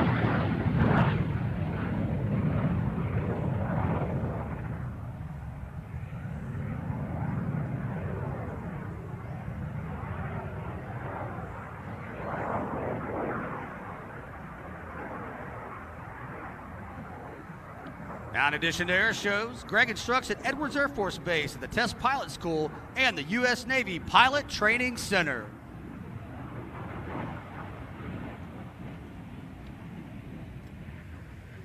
Gaining some elevation, making a right-hand turn just over the tower. You'll see him over your right shoulder.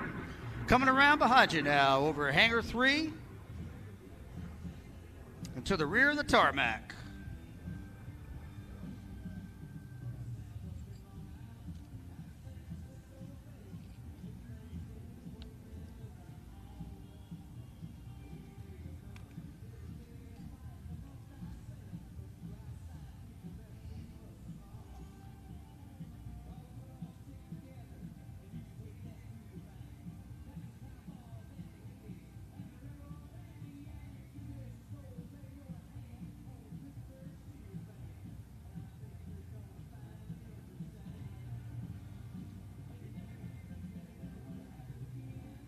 All right, ladies and gentlemen, smoke's on. Far right-hand side of the runway.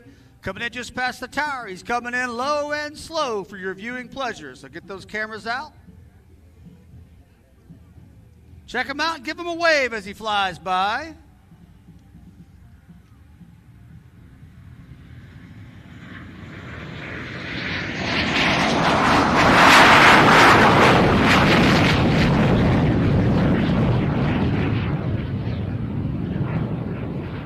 You have it. Listen to the roar of the engine of America's first generation fighter jet.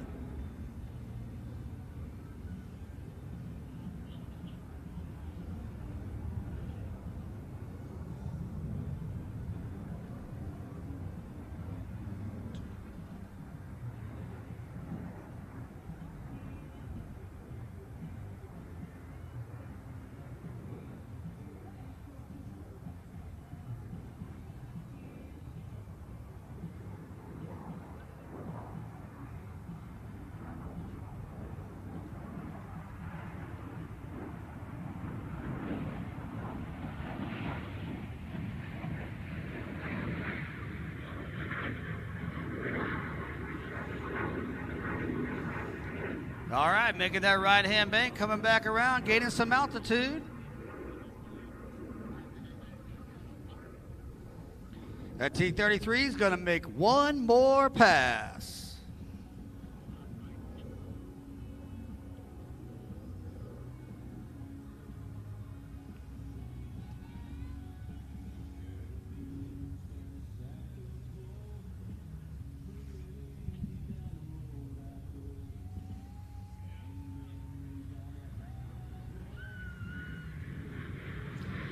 And ladies and gentlemen, there he goes. The runway outlet.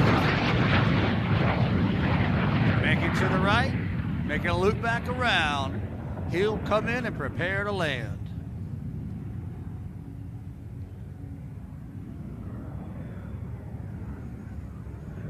Making that left-hand turn over our VIP section at the far end of the field. Banking hard, pulling some G's as he comes back center line. Ladies and gentlemen, give it up for Gregory Wire Collier and the T-33 Ace Maker.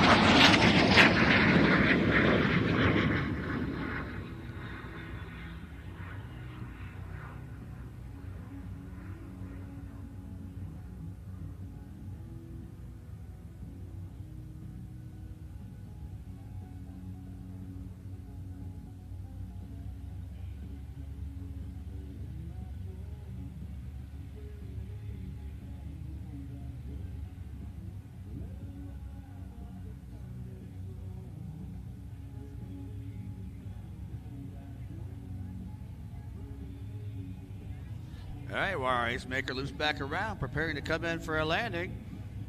We have our Messerschmitt 109, our P-51 Mustang, our B-17 Bomber,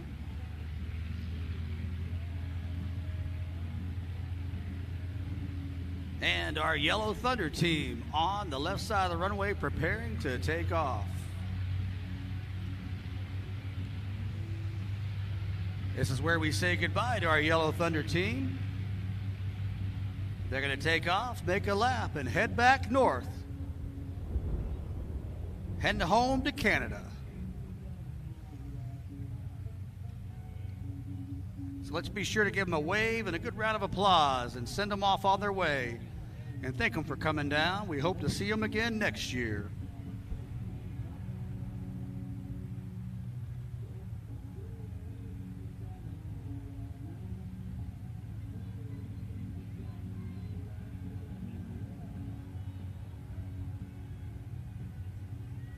And there we have our T-33 Ace Makers made a successful landing.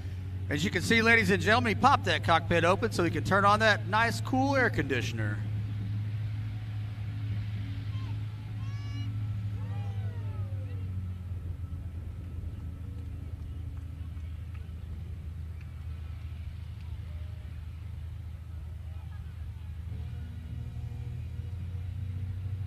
All right, our flight boss has cleared our Erickson crew. They now have the runway taxiing over and preparing to take off. This will be your last look at these historic World War II aircraft that are maintained by a volunteer crew of individuals who spend countless hours of their day and hard work ensuring that these aircraft continue to fly for our viewing pleasure.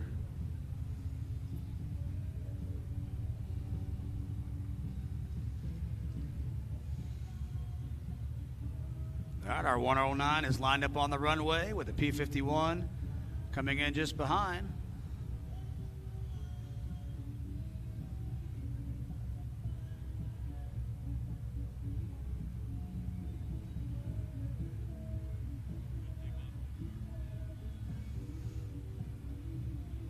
All right, ladies and gentlemen, one last look at our Thunderbird team. Say goodbye to David and Drew Watson and our Harvard T6 Texans as they take off and depart back across our northern borders to the great country of Canada.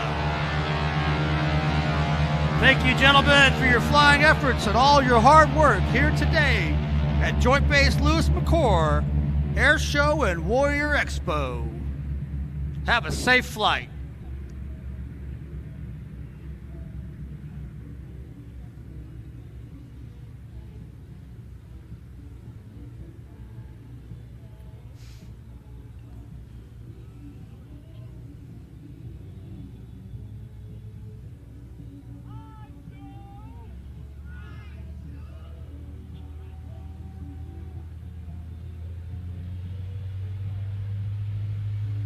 And our 109 is revving up, picking up speed, preparing to pull back on that rudder and take to the skies.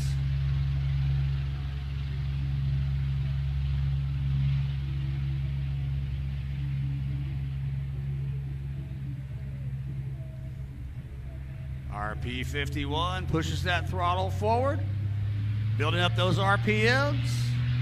Listen to that engine roar.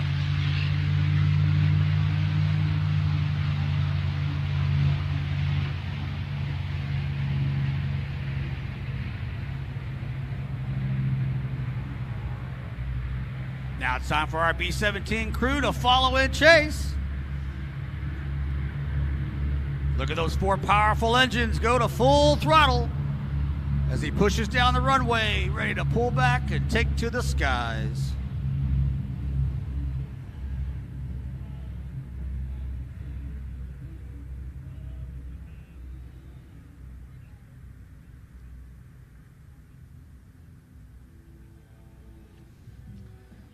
All right, ladies and gentlemen, get ready for a flyby of Ye Olde Pub, our Boeing B-17 bomber, also known as the Flying Fortress.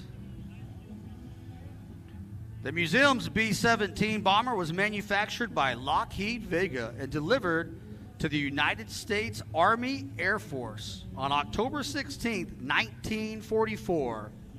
If I was better at math right now, I could tell you how old that bird is, but all I know is it's really old. It was modified to be a Pathfinder B-17, equipped with the latest ground scanning H-2X radar for nighttime bombing. And off to your right, you see the first pass. Our Messerschmitt is in the lead. Low and slow for your viewing pleasure. Banking hard and to the right with our P-51 Redtail, hot in pursuit. I tell you, it's not more of an iconic, picturesque view right there, that B-17 in front of Mount Rainier. What a beautiful place to have an air show.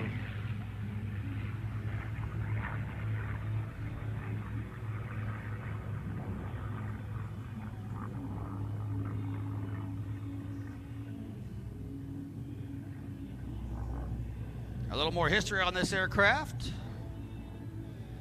It was used purely stateside in a training role during World War II before being dropped from the U.S. Air Force inventory in May of 1959. In 1961, the Albany Building Corporation purchased the B-17 and used it for hauling freight before selling it in 1963.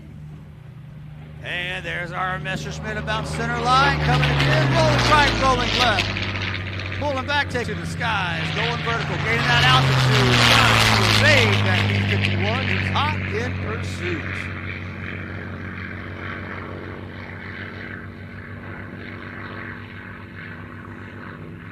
Now coming down your left-hand side. In 1979, our B-17 was purchased by Doc Hoppers of Fort Worth, Texas. Purchased the airplane and restored it to flying condition. The airplane was then sold to Jerry Yeagan at the Military Aviation Museum in 2009 before being purchased by Erickson in 2013. Of the B-17 Pathfinders that were built, this is the only one left in existence.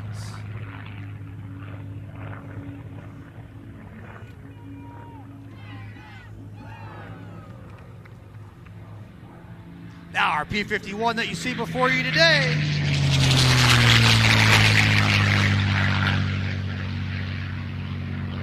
was built by North American in 1944 by Australia's Commonwealth Aircraft Corporation in Melbourne, Australia. The aircraft participated in atomic bomb testing by Australians after World War II and served 10 years as a target tow plane before falling into private ownership and being acquired by the museum in 1983. Our 109 comes skimming back across the sky, turning left, turning right, trying to evade the Mustang, and looking for that bomber. He has him in his sights.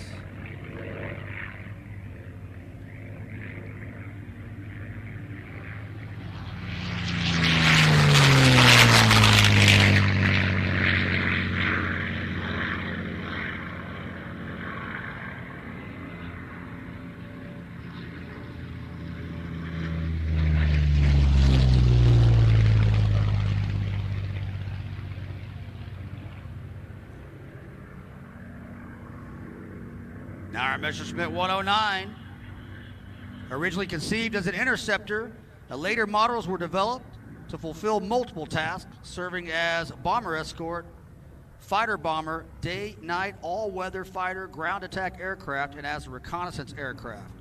It was supplied and operated by several states during World War II and served several countries in the war.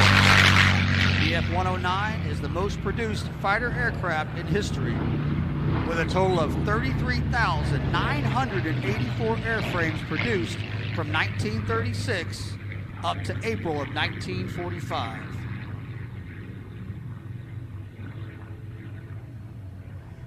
It was one of the most advanced fighters of the era, including such features as an all-metal monocoque construction and a closed canopy.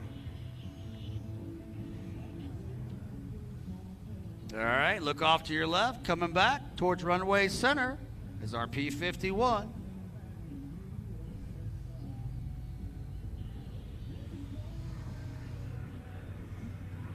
Here they come through. Call sign Red Tail.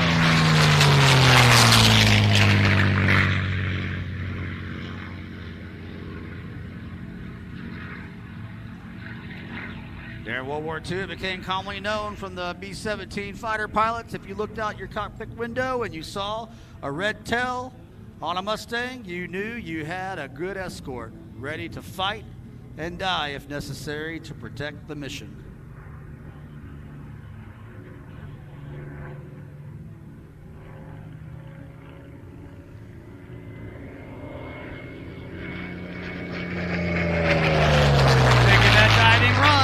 Engaging enemy on the ground, the Messerschmitt screams by. Heading out, runway left. P-51 following hot as our B-17 makes a hard left bank, lining up back center runway, coming in from left to right.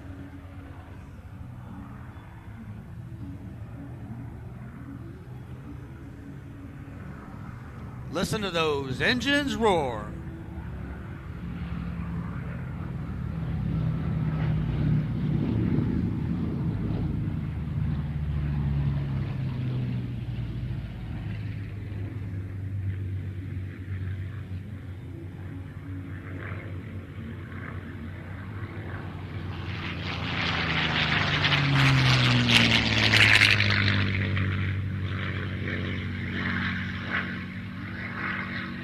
Our B-17 brakes left, our Mustang brakes high and to the right as he loops back around looking for that 109.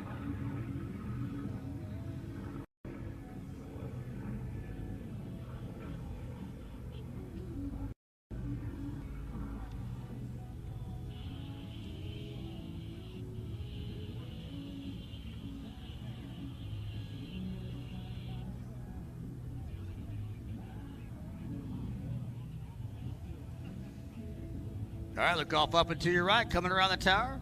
Our 109 is in pursuit of our B-17, but not too far behind. Our P-51 is following in trace.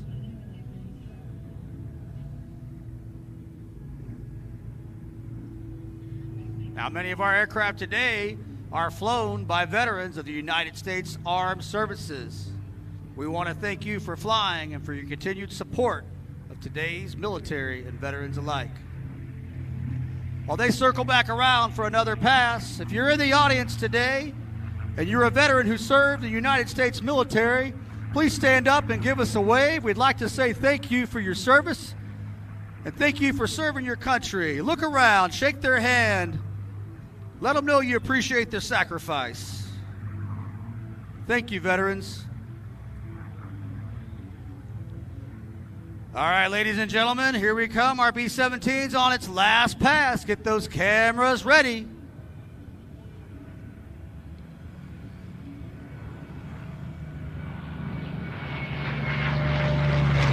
109's giving you a wave, saying thank you. Followed by the Mustang.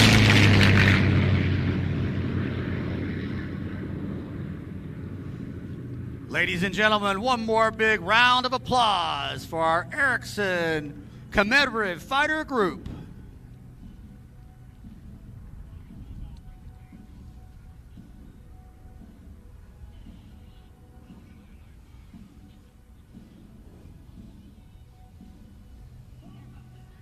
All right, we have about 8 more minutes before our next act gets underway. So find those hydration stations, look for those big yellow flags that say special event. Refill those water bottles and those Nalgene's and the Camelbacks. And if you don't have anything else, just take a knee and get you a nice, cold, refreshing drink of water. Please take care of each other, ladies and gentlemen. We're all family here today. Look left, look right. If you see someone looking a little flush, offer to go grab them a nice, cold bottle of water. And if you're not feeling too well, make your way past those C-17s and find that little green tent. We have medical personnel waiting for you. Another place to retreat to if you're feeling a little bit warm is go into the hangar bays. Take your chair, pop a squat, grab a seat. Talk to a few folks. It's a lot cooler under the shade. It's a lot cooler in those hangar bays. So go over, check out some of our classic cars. And check out our simulators. Ladies and gentlemen, stand by and get ready. We have our next act underway. We have a great presentation from the U.S. Air Force Thunderbirds.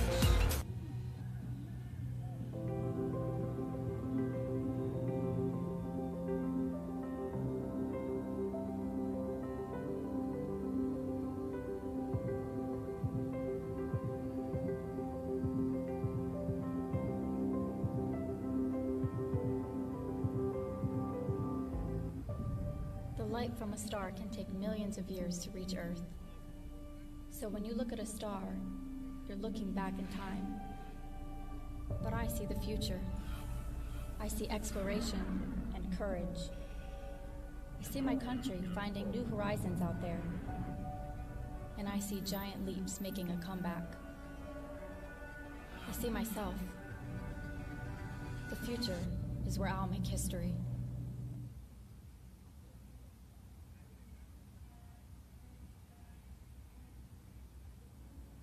The newspapers called us fly girls, like it was cute. It was okay. They called the men fly boys. But the message was pretty clear.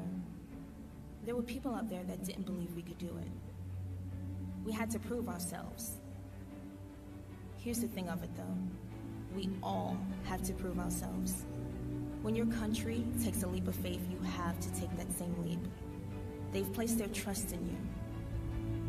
In the Air Force, nobody will ever give you a job they wonder if you can do. They give you jobs they expect you to do. For most people, trust is something you build up to. For an airman, trust is where you start. Trust in your ability, trust in your commitment, trust in your loyalty. To have someone's back and know that they have yours. To be someone's wingman. You look into the eyes of someone staring back at you, just as scared as you are. You don't see fear. You see a bond. There will never be a moment when you are more connected to another human being than the moment you realize your lives are in each other's hands. Whether you ever see combat or not, you'll see that bond. You will rise to the faith that others have in you. Faith is a home for courage. Belief gives us strength. Trust carries us forward. We weren't just those first women to fly. We were the women after, and the women after that. We were every man and every woman that America ever believed in, and our enemies ever fought. And we were living proof that it is a sad, sad mistake indeed to ever underestimate an airman. This is our Air Force. You are a part of it now. We're trusting you with our country. We trust you with our Constitution.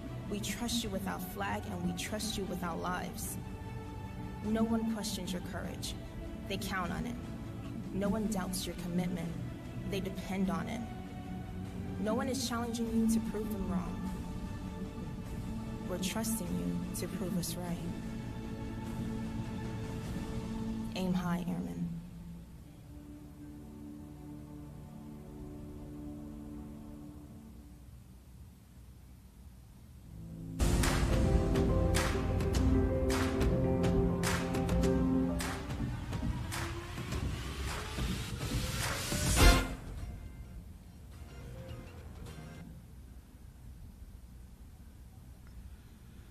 Ladies and gentlemen, boys and girls, find your way to the flight line for a show I know you're not going to want to miss. Clear out the hangars, clear out the tents, and work your way forward.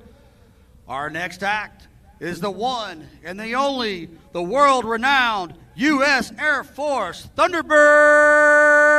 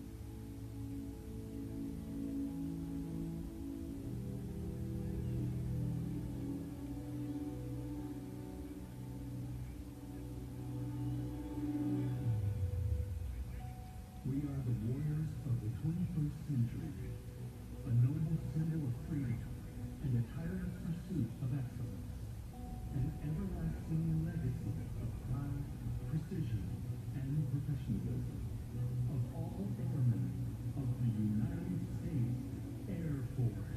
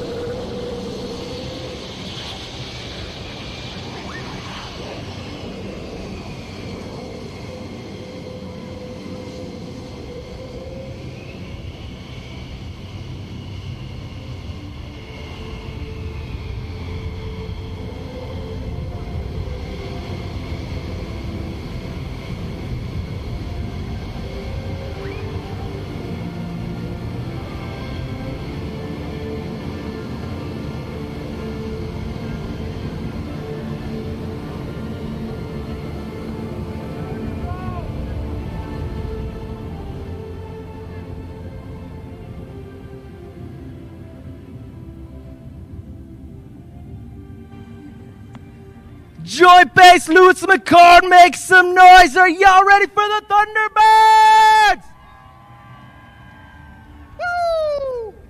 Good afternoon, ladies and gentlemen. I'm Major Jeff Downey, Thunderbird 8, the team's advanced pilot and narrator from Arlington, Virginia.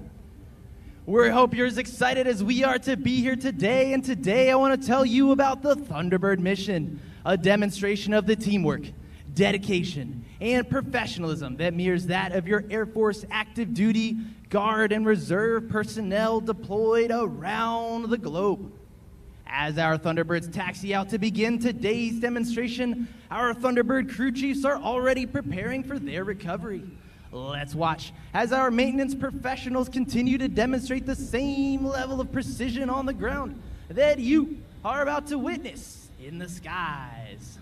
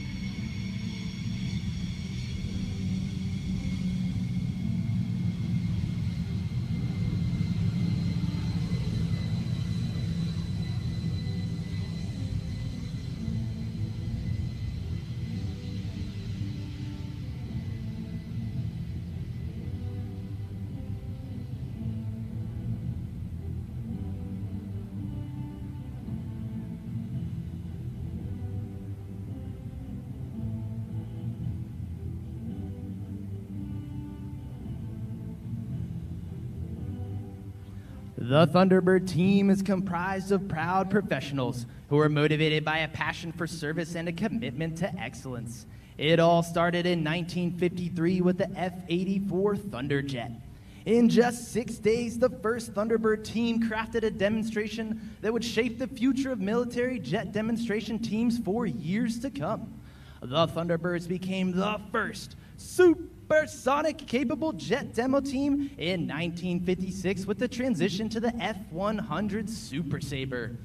In the early years, flying at supersonic speeds and creating a sonic boom was an accepted way to begin the demonstration. While supersonic flight is now prohibited, the Thunderbird tradition of showcasing America's frontline fighter aircraft and representing the pride, precision, and professionalism of all our 697,000 airmen continues today in the current team you see before you. With 28 different Air Force career fields, this team is a diverse group of exceptional airmen from all across this great nation who have committed to a mission greater than themselves. Each Thunderbird is filled with an intense passion, a sense of pride and purpose that represents the agile combat capability of your United States Air Force.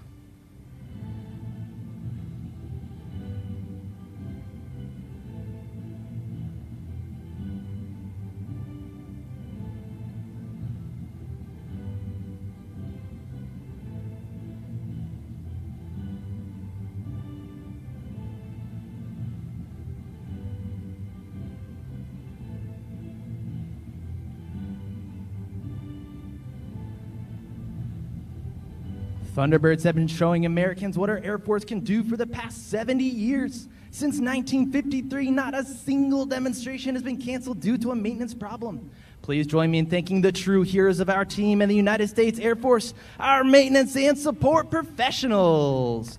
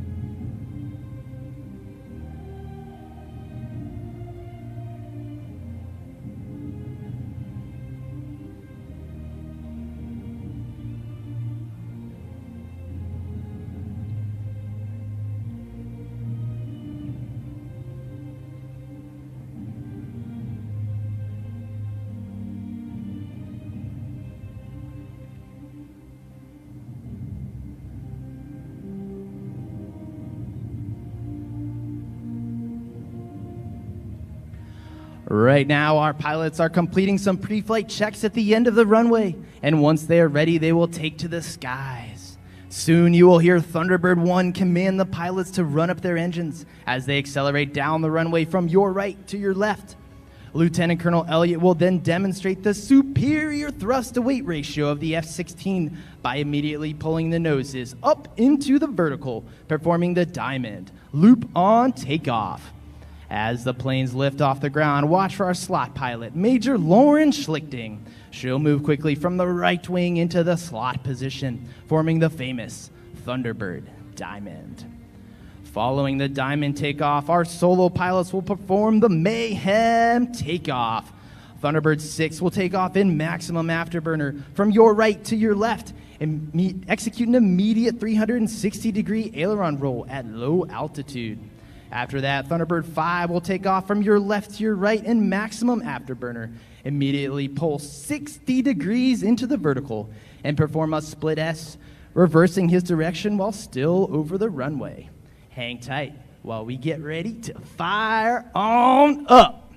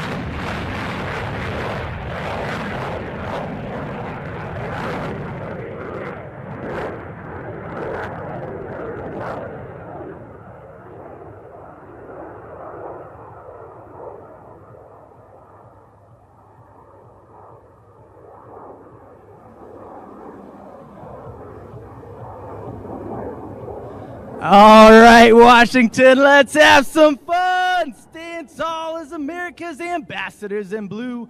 Open with a tribute to the greatest nation on earth, America's own, your 2023 United States Air Force Air Demonstration Squadron from Nellis Air Force Base and known to all the world as the Thunderbirds!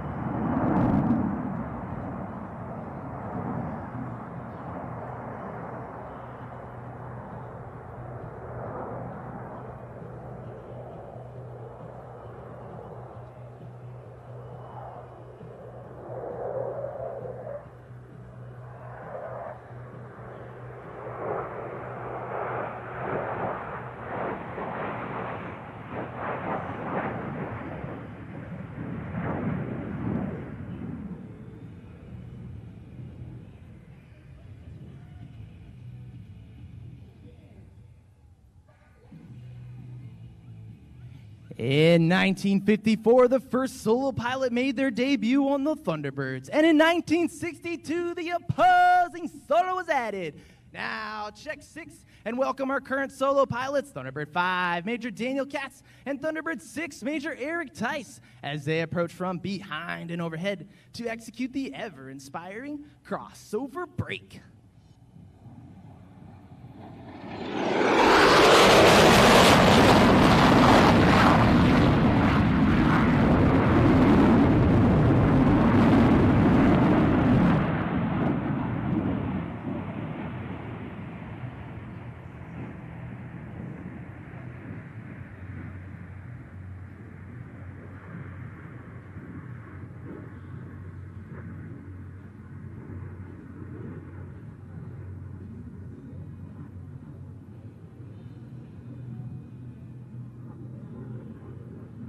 All right, Thunderbird fans, have your cameras ready for a picture of formation flying at its finest as a diamond is approaching from the right at a mere 18 inches apart from canopy to wingtip with 7 feet of wing overlap for your 2023 Diamond Pass in review.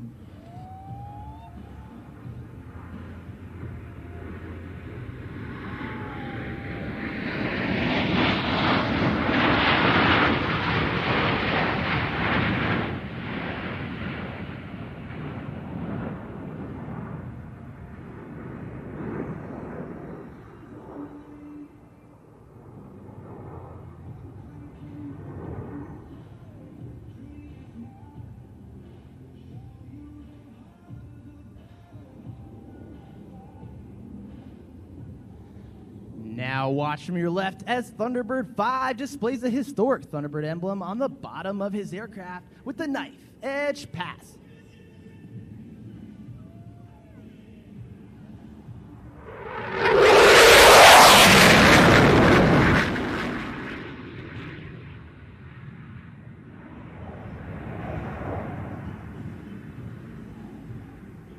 The original Thunderbird Diamond was led by Major Dick Catledge, with twin captains Buck and Bill Patillo as wingmen and Captain Kanaga as the slot pilot.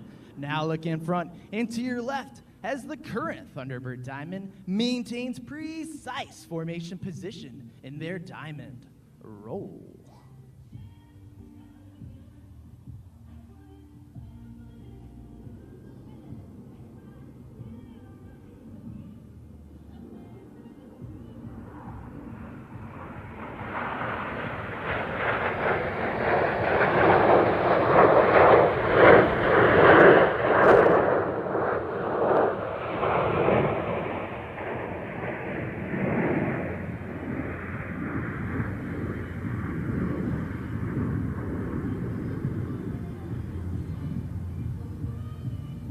As we fly for you today, we are proud to represent America's Air Force. We are the most lethal Air Force on the planet. Now look back to the right and find Thunderbirds 5 and 6, teamed up this time to create a mirror image in their trademark Calypso Pass.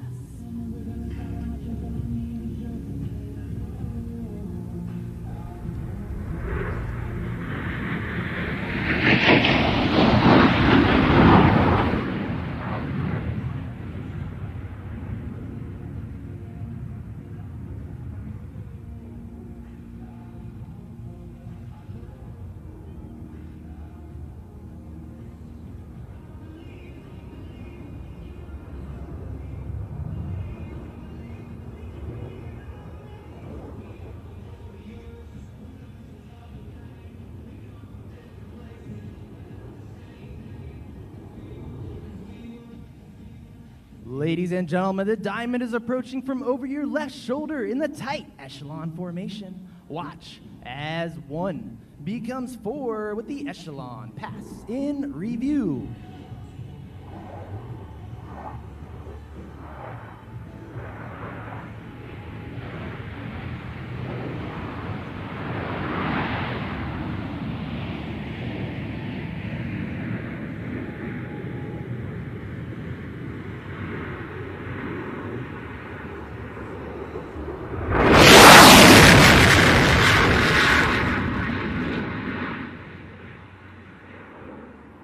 Surprise! Joy-based Lewis-McChord. That was Thunderbird 6 sneaking up on you with the sound of freedom.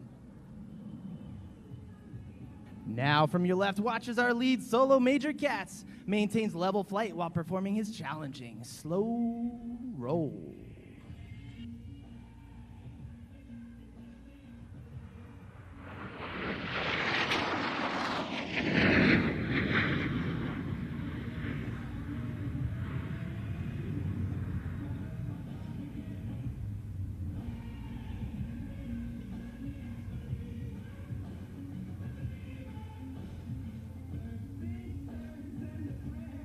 Inbound from the right, Major Tice will demonstrate the extraordinary roll performance of the F-16 with 4 consecutive aileron rolls at low altitude.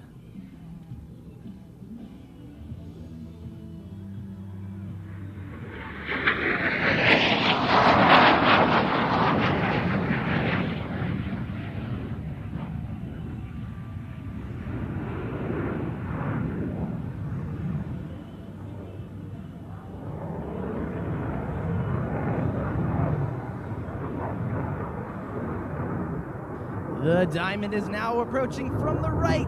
This is a rare opportunity to go inside the cockpit of Thunderbird 1 as Lieutenant Colonel Justin Elliott calls for the 4 diamond pilots to perform simultaneous aileron rolls in close formation.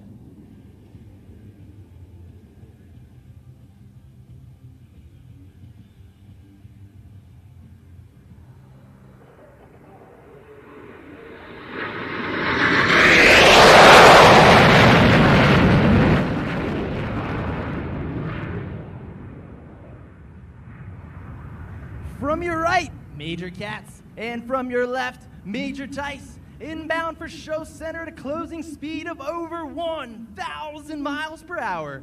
Before passing, they'll bank sharply, narrowly avoiding each other for the opposing knife edge pass.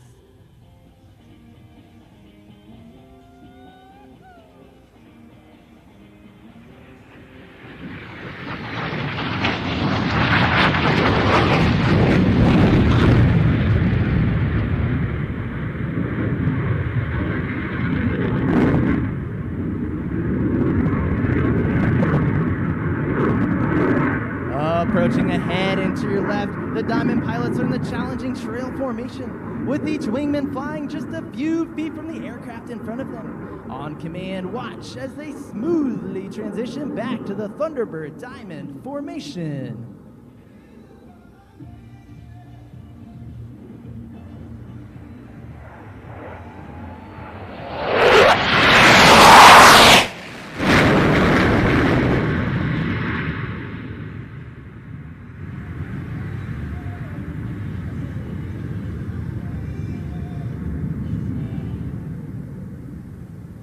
Our 2 solo pilots have positioned themselves on opposite ends of the show line to cross the show center for the inverted pass, a difficult maneuver made even more challenging since Thunderbird 5 to your left is approaching upside down.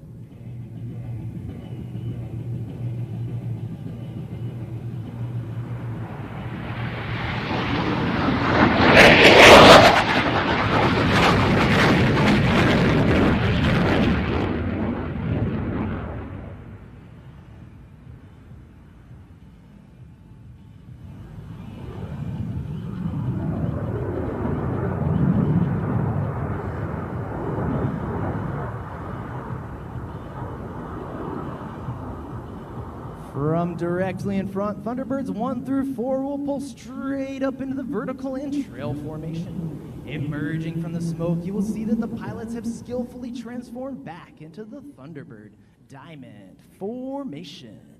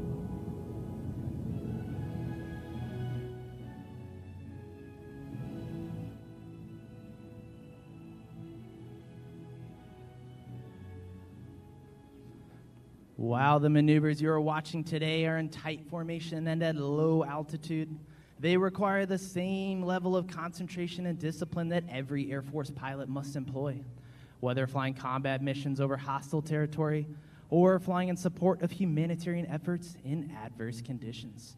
Now watch as Thunderbird 5 completes his rejoin with the Diamond to perform the low bomb burst.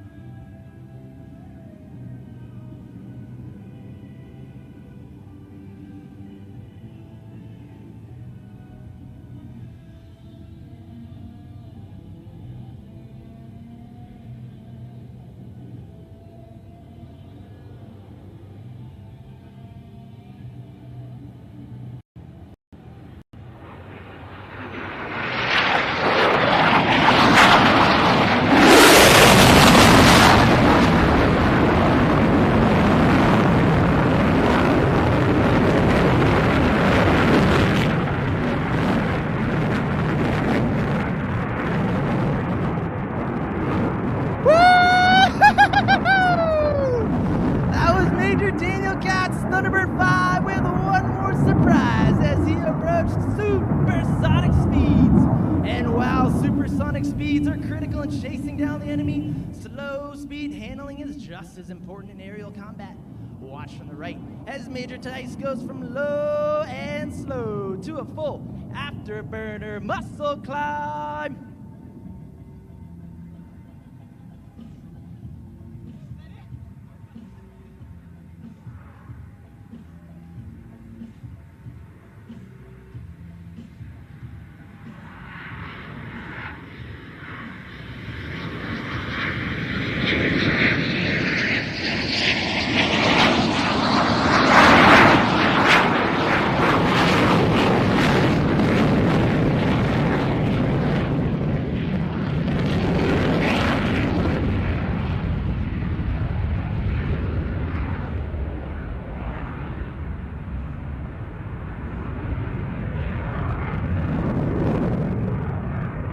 UHS Thunderbird 5 rejoins with the Diamond to the right as this familiar formation approaches to perform the 5-card loop.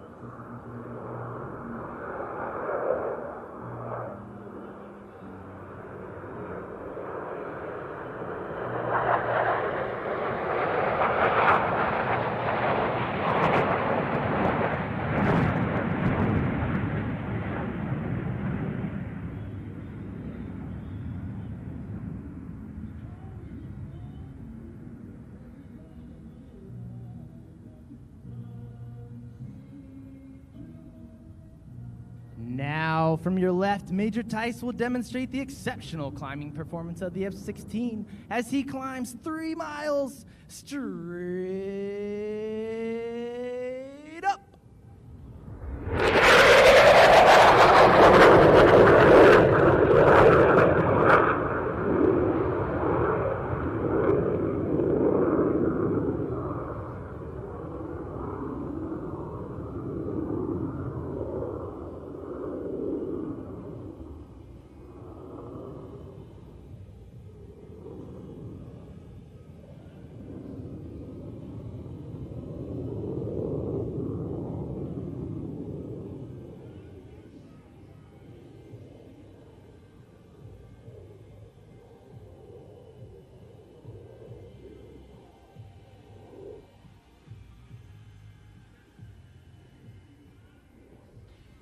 Ladies and gentlemen, the Thunderbirds would like to dedicate this next pass to all the families here today whose loved ones are deployed around the world in the defense of our freedoms.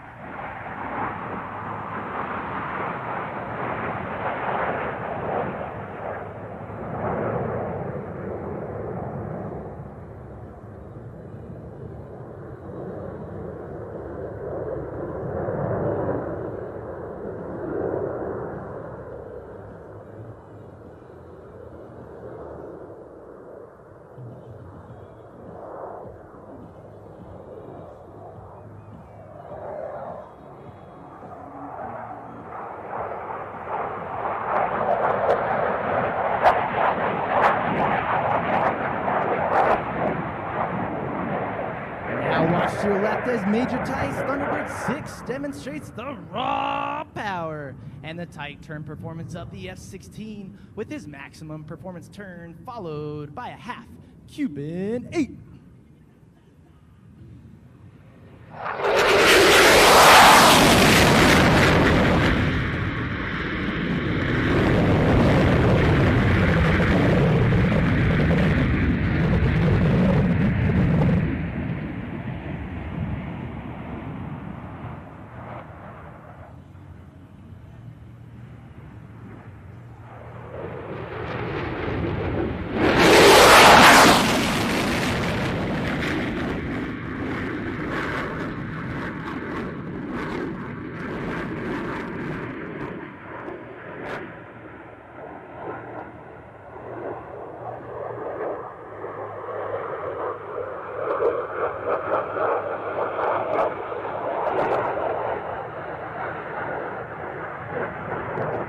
Look over your shoulder to the right for precision flying under G of the Diamond Burner 360.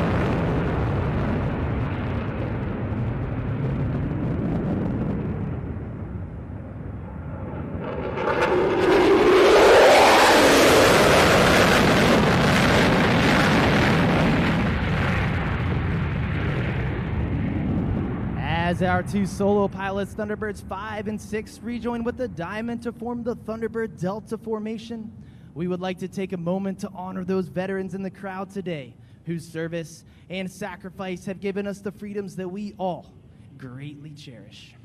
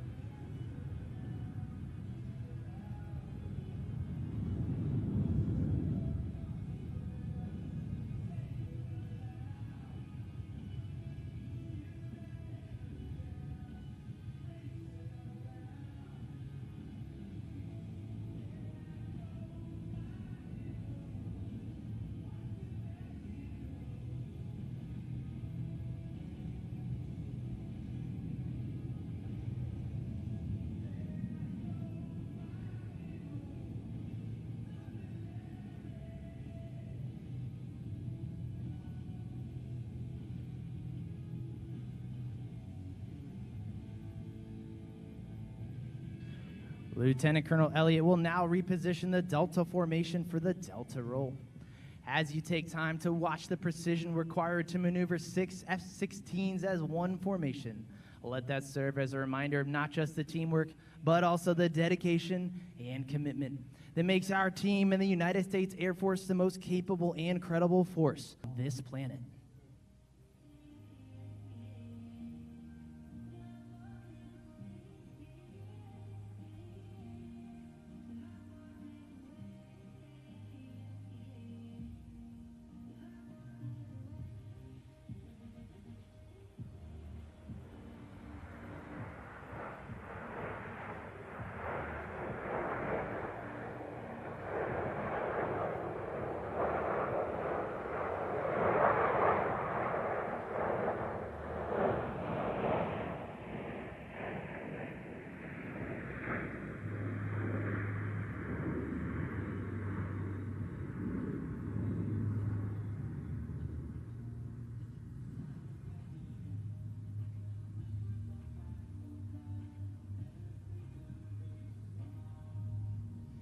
As the Delta soars above, we are proud to represent the 68,000 airmen who are deployed around the world.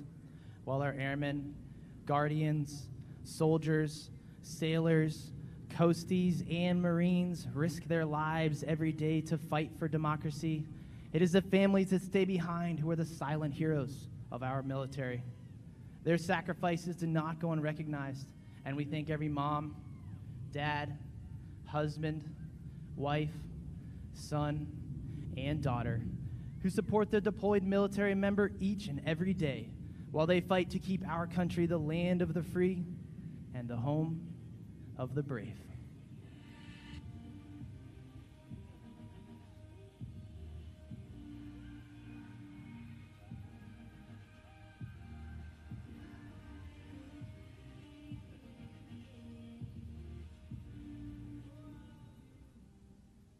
Now, from your right, watch the formation of 6 F-16s precisely maneuver, showcasing teamwork at its finest for the Delta formation loop.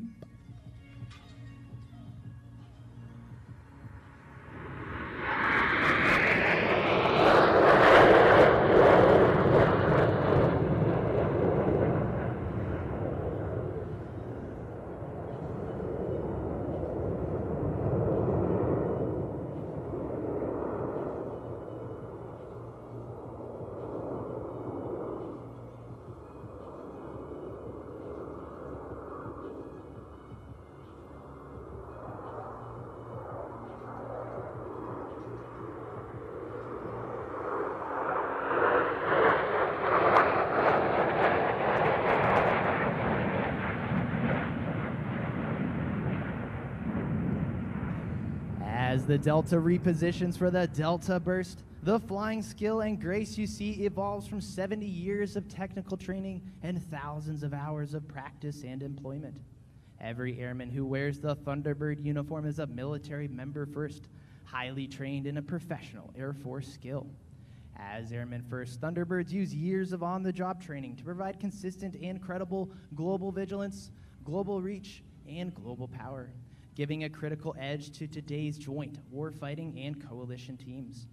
Wherever they have been before and wherever they go after their time on this team, the Thunderbirds are Airmen First and Airmen Always, faithfully and professionally representing their brothers and sisters in arms who are providing unrivaled air, space, and cyber dominance around the globe.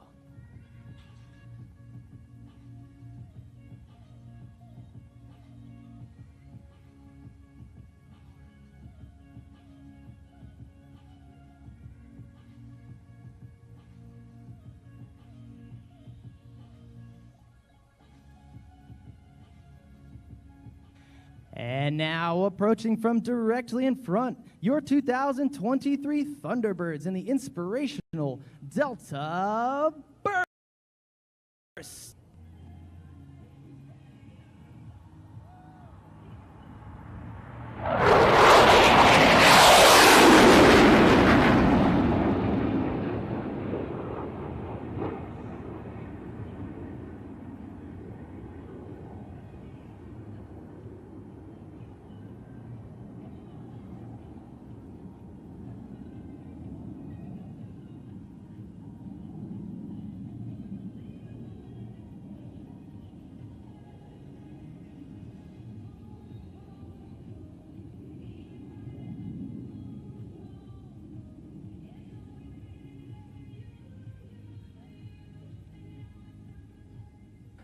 All right, fans, our incredible solo pilots are approaching for their final high-speed head-on pass. As they cross the show center, watch for them to climb sharply, then reverse course in a split S maneuver to cross again with a knife-edge pass. Let's go inside the cockpit and listen as they execute this breathtaking maneuver.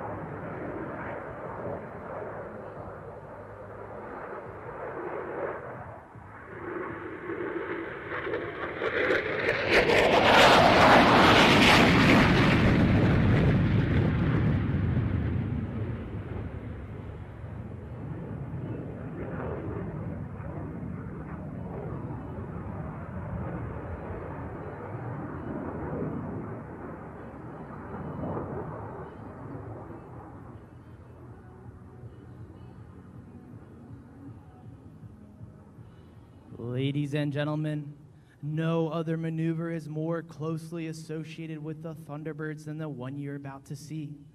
Look to your left as the diamond approaches for the high bomb burst.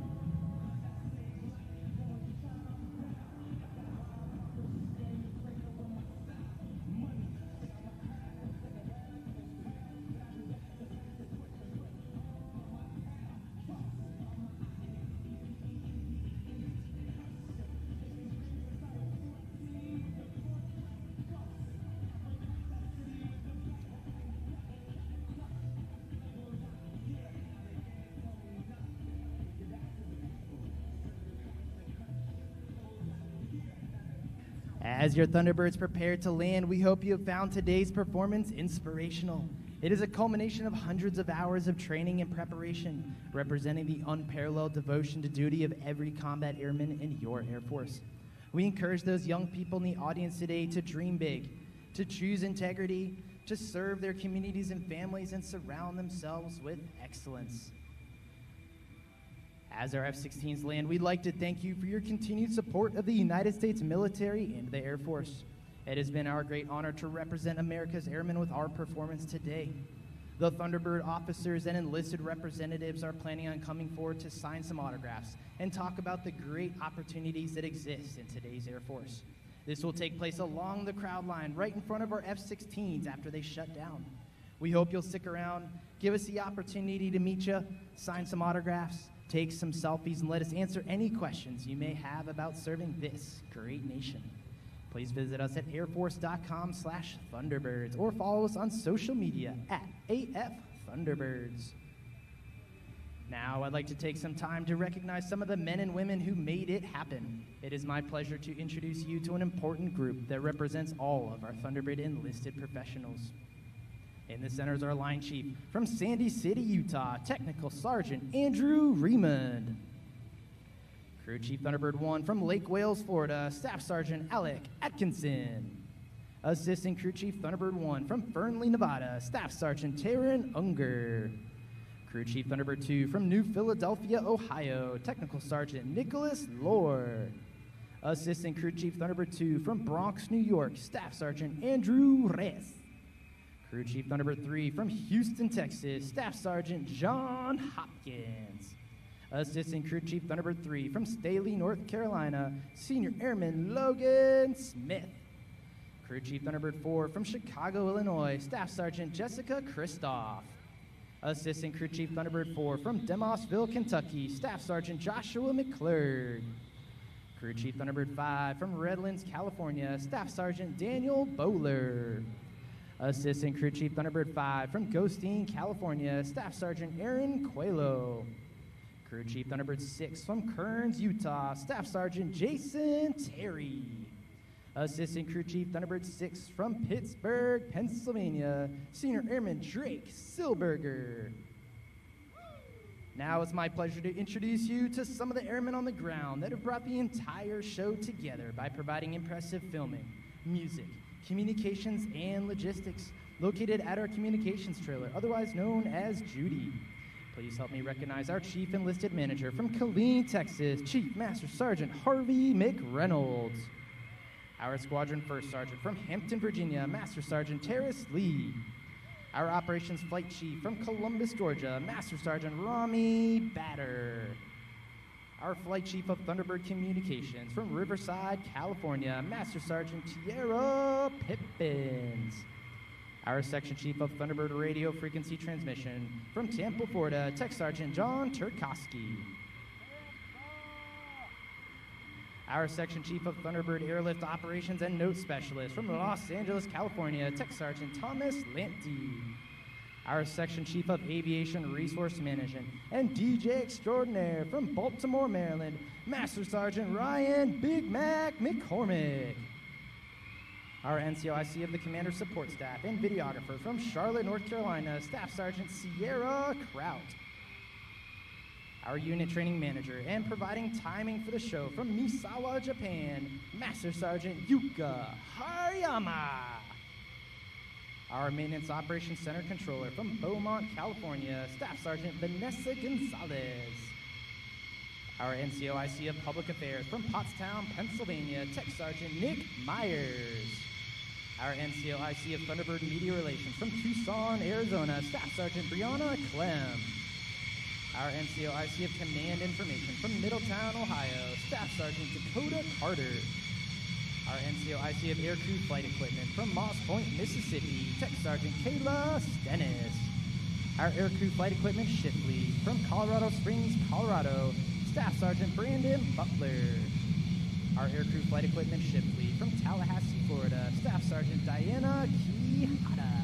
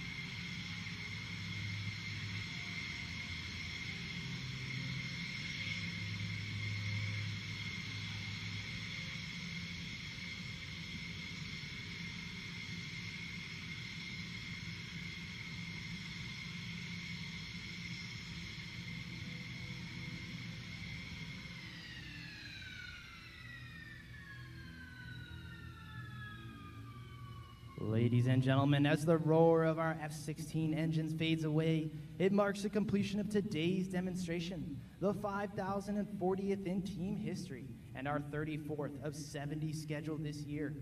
We are pleased to have flown for you today and to showcase the quality in action and pride in performance that has been the foundation of the United States Air Force for over 75 years. It takes more than just superb flying ability to accomplish the Thunderbird mission. It takes outstanding support, including 130 of the finest enlisted members of your United States Air Force, and 6 additional officers, including Thunderbird 7, our operations officer from Las Vegas, Nevada, Lieutenant Colonel Taylor White. Thunderbird 8, that's me, Major Jeff Downey, your advanced pilot and narrator from Arlington, Virginia. Thunderbird 9, our flight surgeon from Mountain City, Tennessee, Major Travis Grindstaff. Thunderbird 10, our executive officer from Lakeville, Minnesota, Captain Randy Winther. Thunderbird 11, our maintenance officer from Levittown, Pennsylvania, Major Bobby Gula. And Thunderbird 12, our public affairs officer from Clifton Park, New York, Captain Katie Toner. Ladies and gentlemen, your demonstration pilots for the 2023 Thunderbird team. Thunderbird 1, the team's commander and leader from Houston, Texas, Lieutenant Colonel Justin Elliott. Thunderbird 2, the left wing from Castleberry, Florida, Major Zachary Taylor. Thunderbird 3, the right wing from Cincinnati, Ohio, Major Jake Impellizzeri. Thunderbird 4, the slot from Stillwater, Minnesota, Major Lauren Schlichting. Thunderbird 5, the lead solo from Los Angeles, California, Major Daniel Katz. And Thunderbird 6, the opposing solo from Cumming, Georgia, Major Eric Tice. The Thunderbirds thank you for letting us perform for you here in the great state of Washington. Now it's my pleasure to hand the mic back to the voice of the Joint Base Lewis-McChord Airshow and Warrior Expo, Mr. Jason White. You got it, Jason. Thank you, sir. Ladies and gentlemen, one more time, give a big round of applause for the United States Air Force Thunderbirds.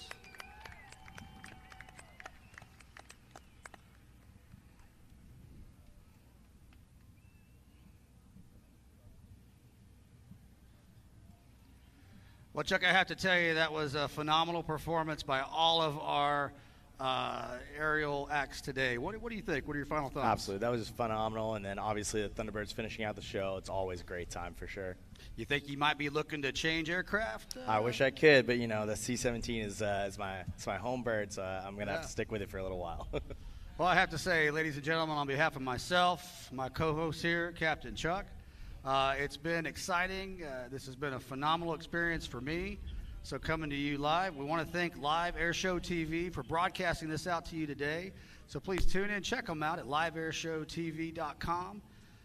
And Chuck, any final words before we sign off? Thanks for everybody showing up and coming out to the air show. We hope to see you again soon, and watching everybody in C-17 demonstration team. We'll be doing some other air shows, so we hope to see you there. All right, we'd also like to thank our MWR for putting together such a great show, for putting together all of the operations here on the ground. So thank you to all the participants, MWR, the command staff, United States Air Force, Army, all the players involved today. It takes a lot of support to make something like this happen.